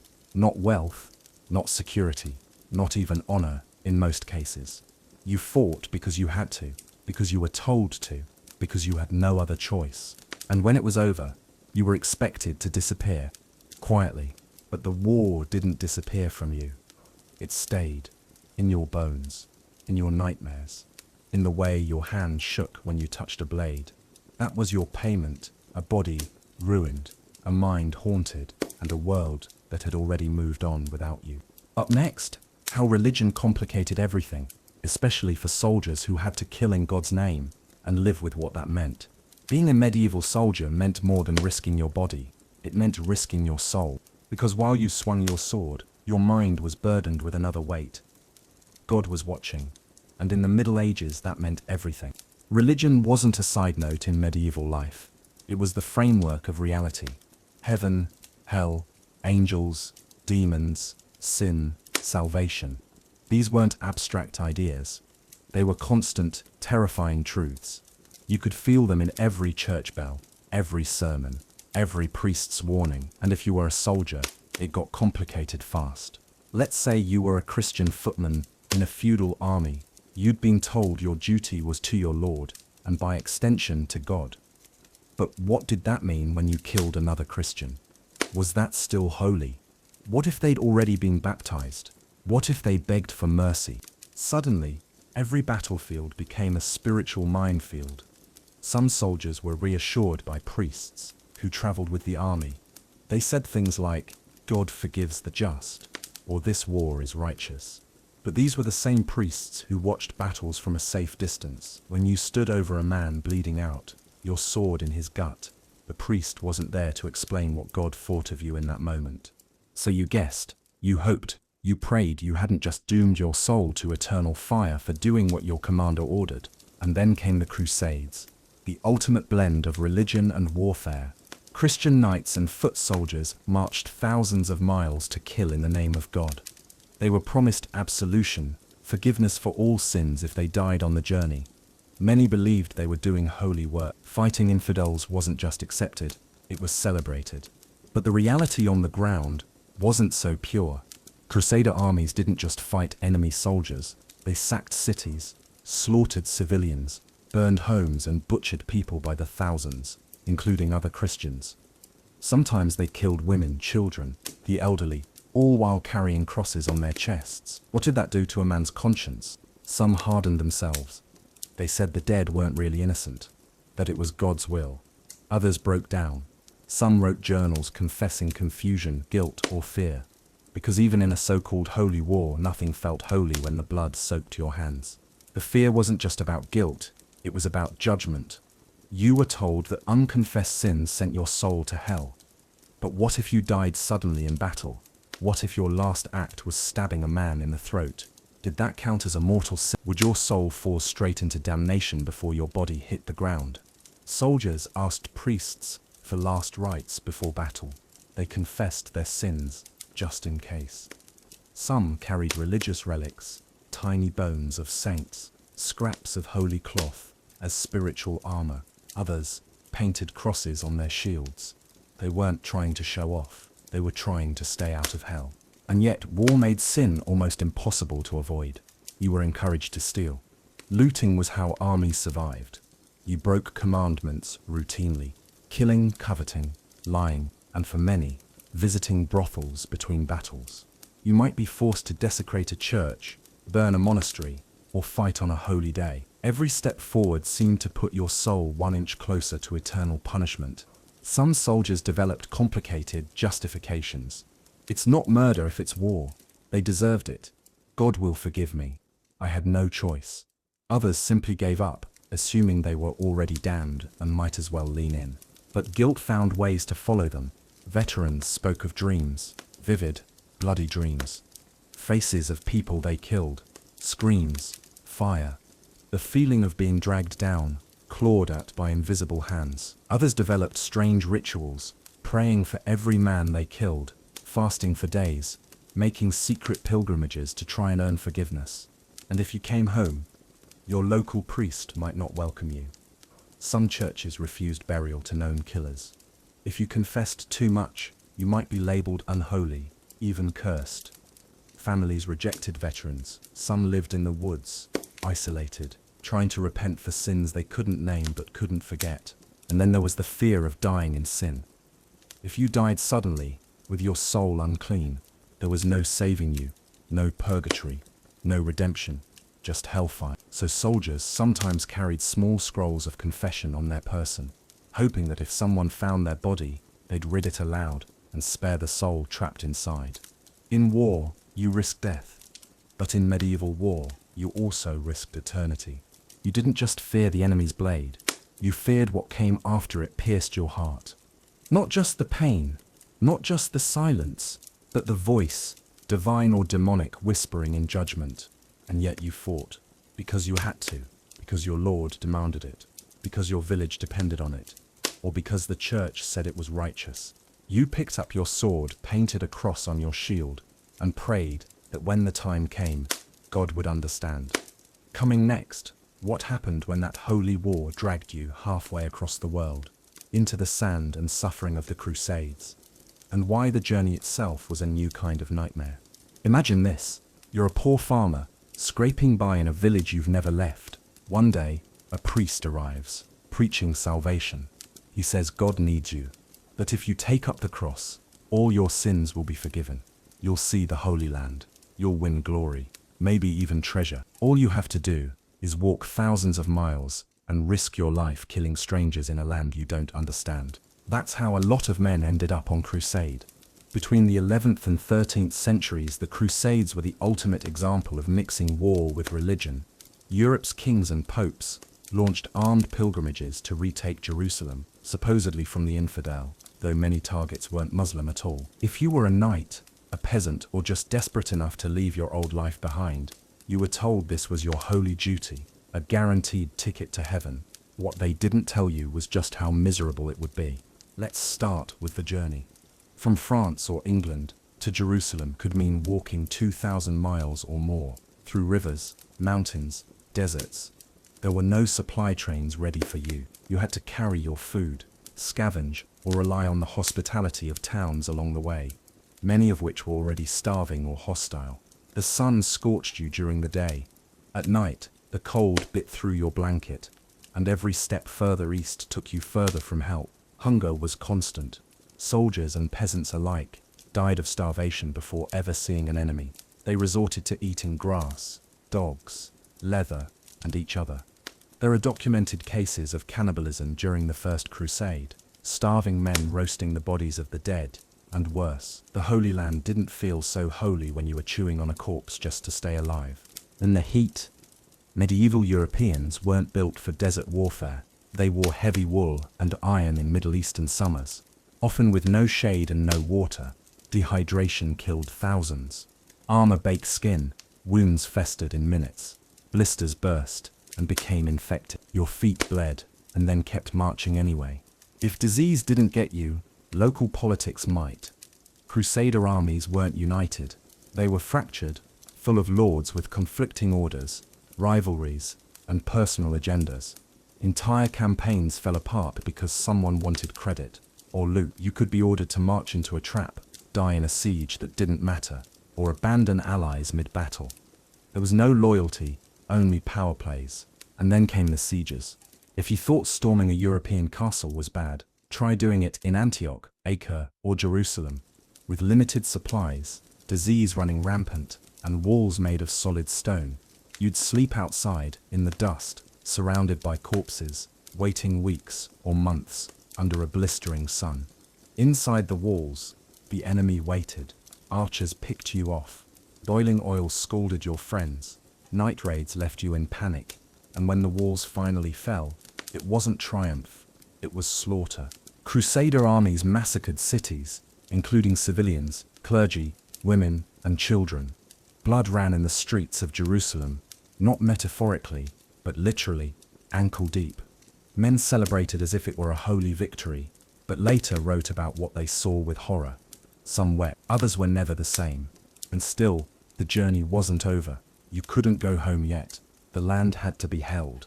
That meant more marching, more battles, more starving, and more dying in places you didn't recognize, for people who didn't speak your language. The Muslim defenders weren't helpless, either. They counterattacked, they outmaneuvered, they understood the terrain, and they were fighting for their homes, not some vague promise of salvation. Crusader victories were often short-lived and bitterly costly, and if you were wounded, good luck. There were few surgeons, no proper hospitals, and no way to get home. You rotted under palm trees. You prayed in a language the locals didn't know. You waited for a miracle. Most didn't get one. Even if you survived the fighting, you might die on the return journey, ambushed, lost, or simply too sick to finish the march. Others were abandoned or enslaved. A few just disappeared. And for what? Some crusaders went home with riches, but most returned with nothing. No land, no gold, and no honor. Some were maimed, some traumatized. All were changed. The Pope said you'd go to heaven, but it didn't feel like heaven when you woke up in a puddle of your own blood, halfway to nowhere, surrounded by strangers who wanted you dead. And back home, you were forgotten. One soldier among thousands, another sunburnt, barefoot ghost walking into a village that barely recognized you. The Crusades were a holy mission, yes. But for the average soldier, they were also a meat grinder of suffering, confusion, and hypocrisy. You went to save your soul, and you came back with nothing left of it. Next, we turn from the holy to the haunted. Because even those who survived war often carried it home, and while the body might heal, the mind did not. Let's talk about medieval soldiers and trauma. Today, post-traumatic stress disorder, a psychological injury caused by overwhelming fear, violence, and trauma. But in the Middle Ages, there was no name for it, no understanding, yet the soldiers of medieval war felt it all the same. They had nightmares, they flinched at loud sounds, they broke down in public, they wandered off into forests alone. They cried when no one was watching. Some turned violent, others turned completely silent because what they'd seen, what they'd done, stayed with them, in their minds, their dreams, and their bodies. long after the battle was over. Let's start with the obvious. Medieval war was horrifying. You didn't fight from a distance. You were face to face, looking into the eyes of the man you were stabbing. You heard him scream. You smelled his breath. You watched him die. And then you did it again and again. You saw friends sliced open. You saw men crushed under horses. You saw your commander's head on a spike. You stepped over piles of bodies, some still twitching. You walked through burning towns, hearing children cry. You tasted smoke and blood, day after day. And when it was over, you were expected to be fine. There was no concept of psychological trauma. If you broke down, people thought you were possessed, weak, or just mad. There was no therapy, no treatment, no understanding. If you talked about the battle too much, they said you were haunted. If you stopped talking altogether, they assumed you were hiding something. Many soldiers did what they could to numb it. Alcohol was the obvious answer. Drunkenness was common, not just for fun, but for forgetting. Al dulled the pain. Wine softened the edges. A drunk man could sleep through the night without seeing the battlefield in his dreams. Maybe others found different ways to cope. Some isolated themselves, living in forests or monasteries. They took vows of silence, became hermits, anything to escape the noise. Some joined religious orders, not out of devotion, but because they hoped the church could wash the blood off their hands. Others kept going to war, over and over, not because they were brave, but because they didn't know how to stop. Killing became a routine. Peace became unbearable. They had no trade, no family, no future, just the battlefield. So they marched with every new campaign until their body finally gave out. You can see it in the literature of the time, even if they didn't have the words for it. Poems about men who wandered at night, stories of knights who sat alone in ruined halls, weeping into their wine, tales of silent warriors with dead eyes. These weren't just myths, they were reflections of broken minds. Some soldiers suffered what we now call moral injury, the psychological damage that comes from doing things you know are wrong. They'd been told to loot churches, slaughter villagers, kill the innocent for the greater good. And maybe they did. Maybe they didn't have a choice. But afterward, they lived with the guilt. They heard the screams again, saw the faces, wondered if they were still worth saving. And then there were the phantoms. Medieval soldiers often reported visions, dead comrades appearing in the night, accusing spirits, whispers in the dark. Some said they saw hell, others claimed demons followed them. Today, we might call that hallucination, flashbacks, trauma. Back then, they called it being cursed. Society didn't help. Villages didn't welcome you with open arms. They asked hard questions. Why did you come back and not my son? What did you do out there? You had no good answers. You might lie. You might stay silent. Or you might leave. And if you tried to confess your pain, really confess it, what then? Most priests didn't know how to respond. They told you to pray harder, fast, give penance. But the nightmares didn't stop, and neither did the shaking hands, or the angry outbursts, or the numbness that never quite went away. Some veterans took it out on their families. Violence at home, cruelty, emotional distance. Others disappeared altogether. A few simply walked into rivers, or off cliffs, or vanished in the woods, never to be seen again. Because when the battle ends but the terror stays, and no one believes you, and nothing helps, what else is there to do? We like to think that war ends when the fighting stops. But for the medieval soldier, it never really did. The wounds went deeper than skin. They didn't bleed, they festered, quietly, in the dark. So the next time you hear about brave knights and glorious battles, remember, many of those knights came home with shattered minds, and no one called it trauma. They just called it being broken. Next, we'll look at what happened when a soldier finally snapped, when they'd had enough of hunger, pain, betrayal, and silence, and mutiny.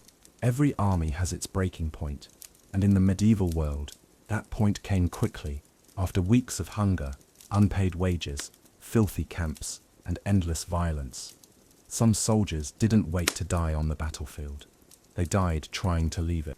That meant one of two things: mutiny or desertion. Let's start with mutiny. It didn't look like a dramatic standoff. with torches and stirring speeches. Most medieval mutinies started with grumbling, refusal, and then organized chaos, when men hadn't been paid, or when rations disappeared, or when officers became abusive. Entire companies simply laid down their weapons and said no. It wasn't just cowards or criminals who mutinied.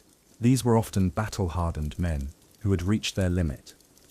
Maybe they hadn't eaten in days. Maybe they'd been promised gold and saw nothing. Maybe they'd watched their wounded friends thrown in a ditch, and eventually they said enough. Sometimes, mutinies were quiet. A few men disappeared from formation. A patrol didn't return. Orders were misunderstood. But other times, they got violent. Leaders were attacked, even killed. Horses were stolen. Tents were burned. Loot was taken. Entire units collapsed from the inside out.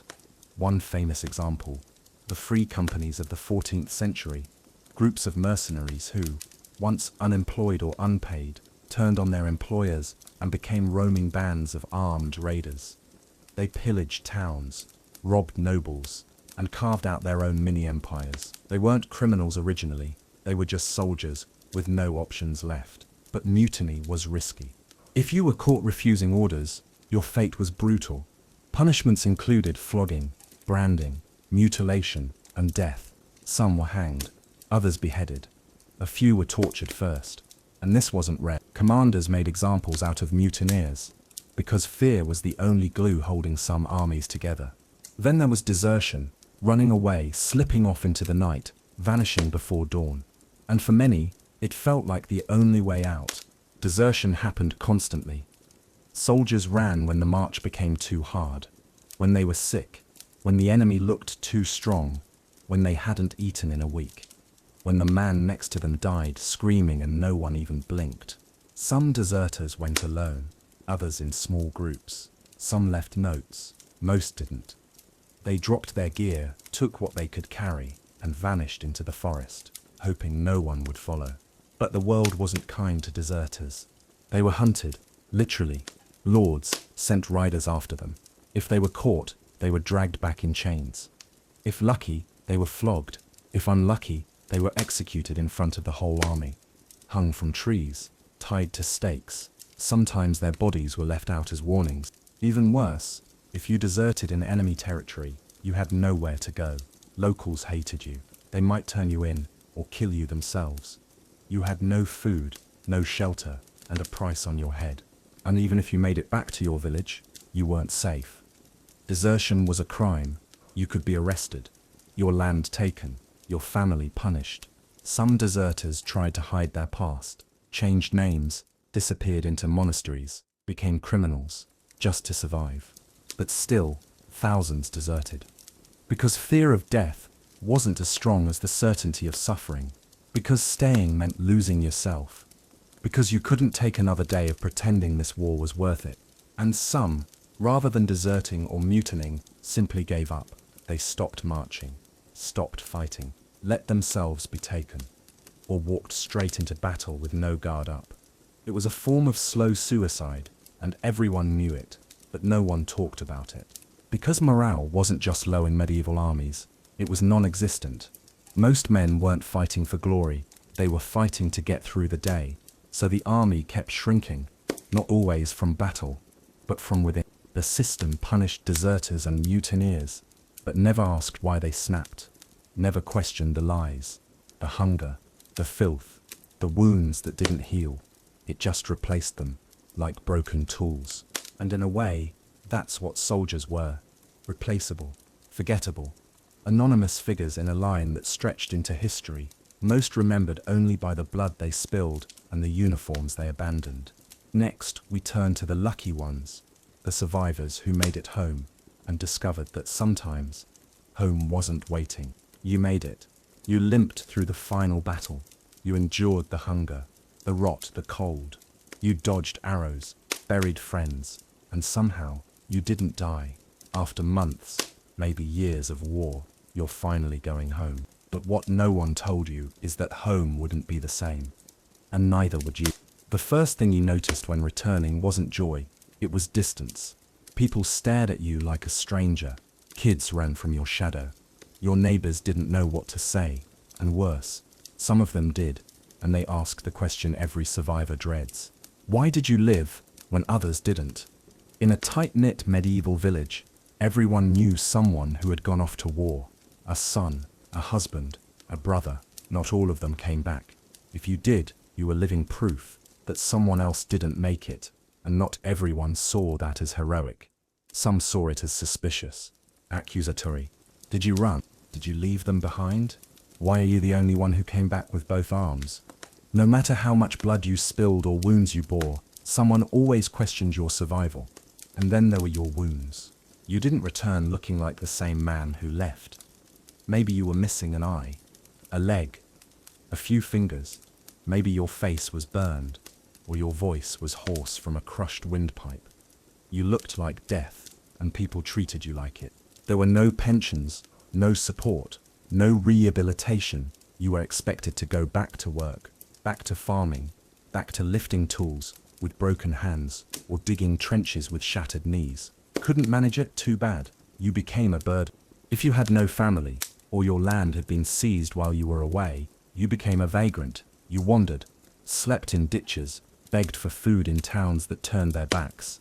You were just another dirty soldier now. No one wanted to hear your story. And if you tried to tell it, you realized quickly that no one really wanted the truth. They wanted tales of honor, of victory, of divine purpose. They didn't want to hear about the men who died screaming, or the women and children burned alive, or the noble knight who panicked and fled. You learned to lie, or go quiet. Many veterans turned inward, sat at the edge of the tavern, drank more than they could afford, woke up in sweat, shaking, screaming. Some struck out in frustration. Others just stopped trying, and then there were the superstitions. Some villagers believed returning soldiers brought curses, that they'd seen too much death, that spirits clung to them. Some wore charms to ward off your presence. Others refused to let you in their homes. You might be asked to sleep in the barn, or not allowed into town at all. Others accused veterans of demonic possession. The way they ranted, the way they stared into the fire without blinking, the sudden outbursts, the strange nightmares. Priests might offer blessings or exorcisms. You weren't seen as sick, you were seen as dangerous or cursed. And love, that was harder too. Many returning soldiers found their wives remarried. Their children no longer recognized them. Some tried to rebuild their lives. Others found there was nothing to come back to. The war had taken everything. And even though they'd lived, they'd still lost. Those who were maimed were often shunned. Not just socially, but economically. A man who couldn't work, couldn't earn. A man who couldn't earn, couldn't marry, couldn't feed himself, couldn't pay taxes. You became invisible until someone blamed you for being poor. And if you had a crime in your past, or no lord to claim you, you might be labeled a rogue, arrested as a vagrant, or even pressed back into military service against your will. That's right, survive one war, and they might drag you into another. Some ex-soldiers became mercenaries, bandits, or guards for hire, not out of love for violence, but because killing was the only thing they were still good at. Others joined religious orders, seeking forgiveness, or just food and a place to sleep. A few ended their lives quietly, far from the people who once called them brothers, because the truth was brutal. In medieval society, surviving war didn't make you a hero. It made you an inconvenience. You weren't honored, you weren't remembered, you were just one more problem in a world full of them. You fought for your king, for your lord, for God. But when it was over, no one fought for you. In songs, we remember the lords and kings, the noble knights on white horses, the great victories, the shining armor. But we don't remember the man who stood behind the shield wall, the man who bled into the dirt, the one whose name wasn't written down. Because if you were a medieval soldier, even a survivor, your reward wasn't honor or riches or peace. It was being forgotten. History loves its heroes, but it rarely records its footmen. The average soldier, the one who fought for a village, marched for a lord, or held the line at the cost of everything, faded into obscurity. No tomb, no statue, no name in the scrolls.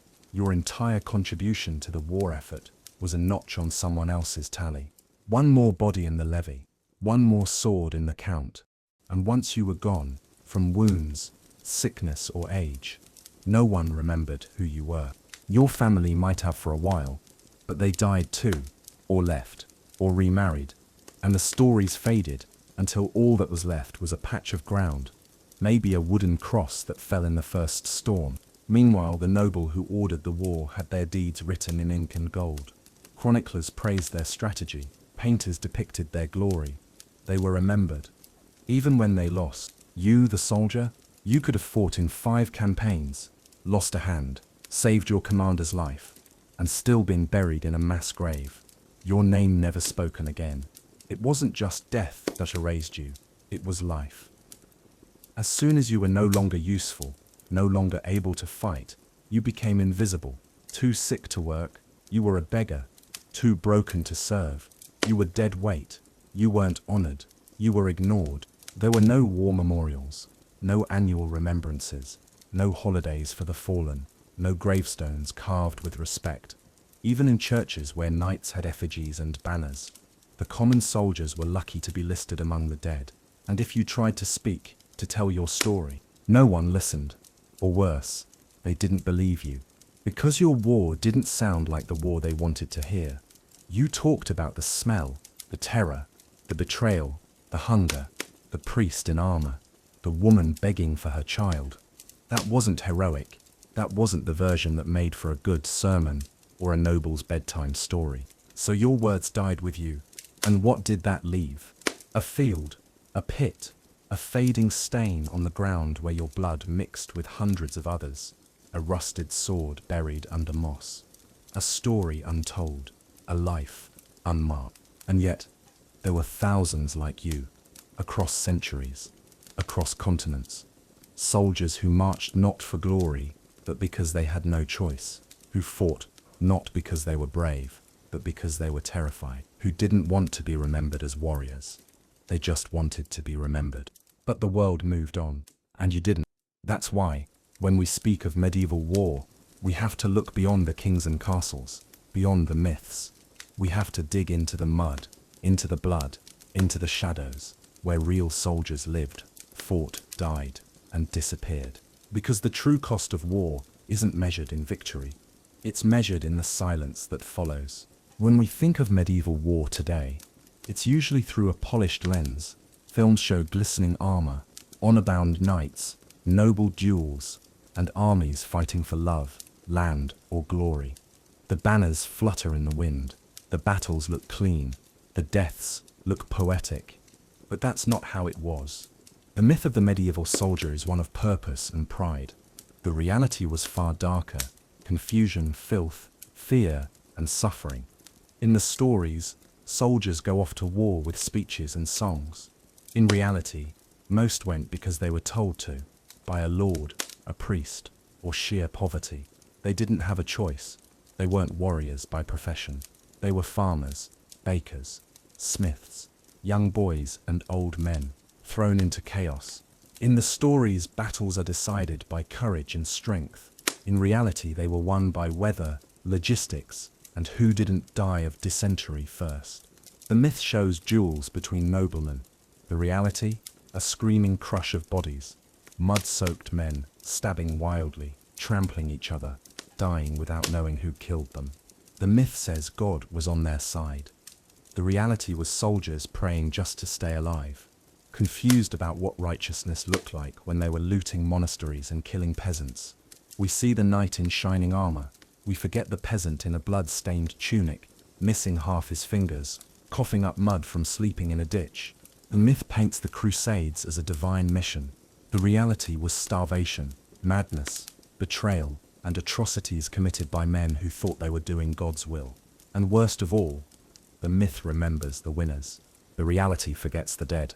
Most soldiers didn't die in glory. They died anonymously, quietly, from wounds no one treated, in places no one visited again. Their names weren't carved into stone. Their stories weren't sung. They were buried in holes. Their gear scavenged. Their lives erased. History sanitized the blood and polished the steel. But if we want to understand what war was, truly, we have to let go of the fantasy. Because only then can we begin to respect what it really meant to suffer for someone else's cause. So why did it suck to be a medieval soldier? Because you had no choice. No training, no pay, no protection, and no peace. Because you were sent to fight wars you didn't start, for lords who didn't care if you lived, in lands you didn't know, against people you didn't understand, and when it was over, no one remembered your name. You starved on the road, you bled in the dirt, you died in silence, or worse, lived on with wounds that never healed, a mind that wouldn't rest, and a body that no longer fit into the life you left behind. It wasn't glorious, it wasn't romantic, it wasn't noble, it was hard, it was ugly, it was human. And that's what history tends to forget. The ordinary men who bore the weight of extraordinary violence, the ones who didn't get songs or statues, just broken bones, burned skin, and the distant hope that maybe someday someone would remember what it cost them. So if you take one thing away from all this, let it be this. The next time you see a knight in armor or hear a tale of medieval glory, don't picture a hero on horseback. Picture the man limping behind him, dirty, starving, carrying a broken spear, and hoping somehow to make it home.